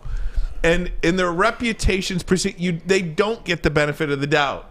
They just don't. Dennis Rodman didn't. Bill Laimbeer didn't. I'm trying to think. Anthony Mason didn't. Right. Remember Anthony Mason on the great Charles Knicks Oakley. teams? I get it. You got to be smarter. Yeah, I get that, but I see what I see. You can't do that. There's no. That's not fair for a player to sit on the ground as you're about to get ready to jump in transition. Like, first of all, it should have been a clear path foul. But as you're about to get ready to jump into transition, Draymond Green's not looking down. Draymond Green was about to run forward. Got his leg grabbed, and initially he does it. It's a response to Domantas Sabonis grabbing his leg and holding on to it. Don't hold on and grab onto my leg, and I won't stomp on your chest. If Dre was smart, he would have just fall. And then, you know who would have got suspended? Yeah. Sabonis. Have you ever played an NBA game? Do you know, Clearly, I don't have to play an NBA game. But what I'm saying is, do you know how the motion of a body moves in certain situations? Yeah, I know how the You just body assume, moves. okay, well, he could have done this. Sometimes you can't do that. Your body won't let you react that way if somebody is holding you or restricting you. You can fall forward, or you can choose to step up and jump over. I will tell you this, though. I'm going to give you a public service I'm not announcement. a Draymond Green fan, by the way. Let me give my peeps a public service announcement. Tomorrow, when Golden State plays the Kings, whatever the spread is, take the Warriors and put your house on it. But first, tonight, take whatever you got and put it on the Milwaukee Bucks and lay the 6, because they are going to blow the doors off tonight. Why? Because they're going to do Who it. are they playing? Because they shouldn't have lost to the Heat. I know who they're playing, but it ran out of my head, It's Ryan. the Heat. It's the Heat. It's the Heat. I didn't even know. I knew who they were playing, but it ran out of my head. I didn't even say Again, that. you're hanging me out to dry. I didn't mean. It's I okay. didn't even mean Fine. that. I'm just telling you. I didn't Take your even money, mean that. put it on the Bucks, take all the winnings, and put it on the Warriors tomorrow. Hold on. I refuse to let you sneak past the Golden State and Sacramento series to talk about that. When I told him Sacramento was going to win on Friday, he told me, you talking about the Queens? The Queens? Oh, man, the Queens? I didn't realize. The Queens? I didn't realize how How awesome. did he say it? Oh, you didn't listen to me. I didn't realize Oh, how shocking. Admission. Oh, Brad, come on. I didn't realize how Queens. awesome that home court was. It's the best home court advantage in It's all of sports. unbelievable. They were the best offensive team in the NBA this season. There's a reason And why the they're Warriors third. are the They worst got road team. They got I two know. players that are all pro. Draymond Green is still more important to I love that it. team than people think on defense and assists. He helped set up that offense for them. Like he's helped set up that. Not having him and having an Andrew Wiggins that's still trying to get his legs under him. I'll tell you like this. Take Sacramento. Well, Remember now, the last wait time? a minute. Hold on. Remember the last time Draymond Green was suspended? Yes. It Hold cost on. him the championship. We can't do that to our listeners. Hold on. Yes, it did. It did do that. They did. No, technically, Andrew Bogut getting hurt is what cost them the championship because then LeBron didn't have to worry about not going into the paint. Fair enough. We can't do that to our listeners. We got to give them a line. Milwaukee -8.5 tonight. I gave 6 against, tonight. Up to 8.5 They against get a the romp. Bucks. I agree. So, is that your official? Yes. Is that your official? play Give it tonight? all. They're going to win by 30. Maz is right. Give it all. And then tomorrow, bet the Warriors. And then come get a haircut at Lady Jane's. Haircuts for Get a men. haircut You and can watch look the like game Ryan. here. You can. I got mine today. I mean, come on. How would you like a Nah, chance Bray. to the Queens? How would you like to win not one but 2 vehicles of your choice? I told you. One for you and one for your wife or your girlfriend, Nah, or even Bray. your best bud. Get to Lady Jane's today for an award-winning haircut experience and automatically enter for your chance to win, courtesy of Les Stanford Buick GMC of Ferndale. Lady Jane's open 7 days a week. You can walk in anytime. It's wicked awesome. Wicked awesome.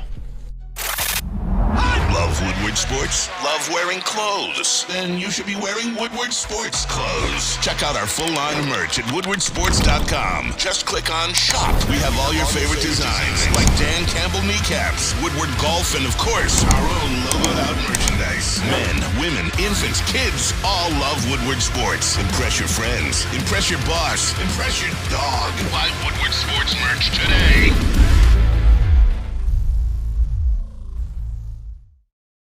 I'm Dr. Jason Olafson, DC, the founder of the Custom Health Centers, and we've helped thousands of people learn how easy it is to lose weight and keep it off with our customized weight loss and body contouring programs. With Custom Health, you don't feel hungry, you eat well.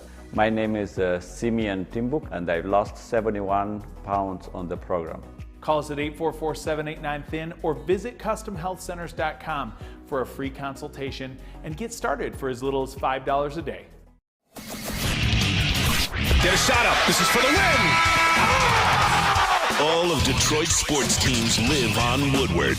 All of Detroit's sports coverage lives on Woodward Sports. Driving the best in Detroit sports coverage. WoodwardSports.com. How's everybody doing out there? Again, hey, if you could, I want to get to over 150 likes. If you're watching on YouTube, go ahead and hit that like button for us. Let's get to over 150 if we could. That would be fantastic. Braylon, I want to make an announcement that was made yesterday. Very excited about this. The USFL is coming to Ford Field on April 30th, and it's going to be MC Big E, baby. Big E. Let's go. Former WWE World Heavyweight Champion of the World. Big E, baby. And feel the power. Let's go. Let's go. W. W. Gotta love Big E, man. You've done some work with him through Fox, haven't you? Randomly. So I've watched it. You guys know, as a big wrestling fan, watched for a very long time. Huge fan of the New Day in terms of their journey, what they were able to do. Big E, part of the New Day, played at Iowa football, messed his knee up a couple times, ended up getting into wrestling. So was a fan of his, right?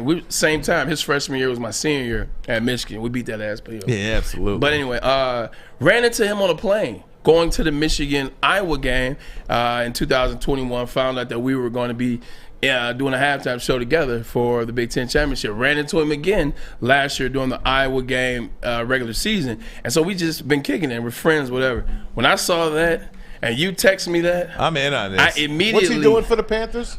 He's the MC. So kind of like what The Rock did at the opening of the Super Bowl 2 years ago. It'll be along the lines of that, like before the game, getting guys going. Interarena host. Just, he's MC. He'll be interacting and whatever. So, but I'm going to go to that game on the 30th. I'm going. First of all, you didn't even let me finish. Oh, sorry. I reached out to them. They hit us up. We got tickets. We're going to be a part of it. April 30th, we're going to be a part of that. And Big E will be on the show very soon. Damn. So when I reached out, that was something that woke me up. I was super excited. So Big E fan, he's my friend, and he will be on the show very soon. We'll talk to Big E about. He's funny as hell. He is. He's great. He's nonstop goofy. He is, and he's till he gets in the ring. He talked to Brandon Hudson from Fox 2, and there was a story on Fox 2 yesterday about it. And guys just got a big smile.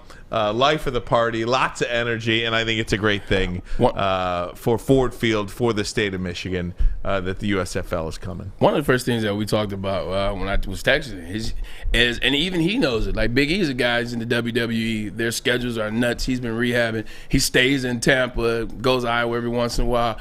But he was like, I said, yo, this is going to be great. Boom, boom, boom. He said, yeah, man, this is a good time in Detroit. Don't you got the draft next year? I think the Lions are pretty good. This is somebody that isn't wrestling. This is somebody that's completely off the grid from what's going on in Detroit. And he knows what's going on for Detroit. So exciting time in Detroit. Even outsiders know that. Absolutely, man. Got NHL Stanley Cup playoffs back on tonight. Got a 4-pack.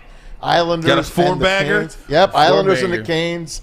Canes up 1-0. Bruins trying to go up 2-0 on the Panthers. Stars and Wild, great game the other night. Went till 2 in the morning. Wild up 1-0. They won in double overtime. And the Kings and the Oilers. The Oilers let one slip away. I think you bet the Oilers tonight as well. Just take the over. That's a good thing. Shouldn't be. You bet the over. You're winning in the second period. I'm doing pretty good right now with my my NHL picks. Funny thing is that 9:30 o'clock. What is that? Dallas and Minnesota Wild. Yeah. That's the battle of the two teams that we didn't know still were in the NHL. But I told you about LA. I told you LA was gonna sneak and get it done. D-Mac liked LA as well. And I told you I wasn't betting against my Jets.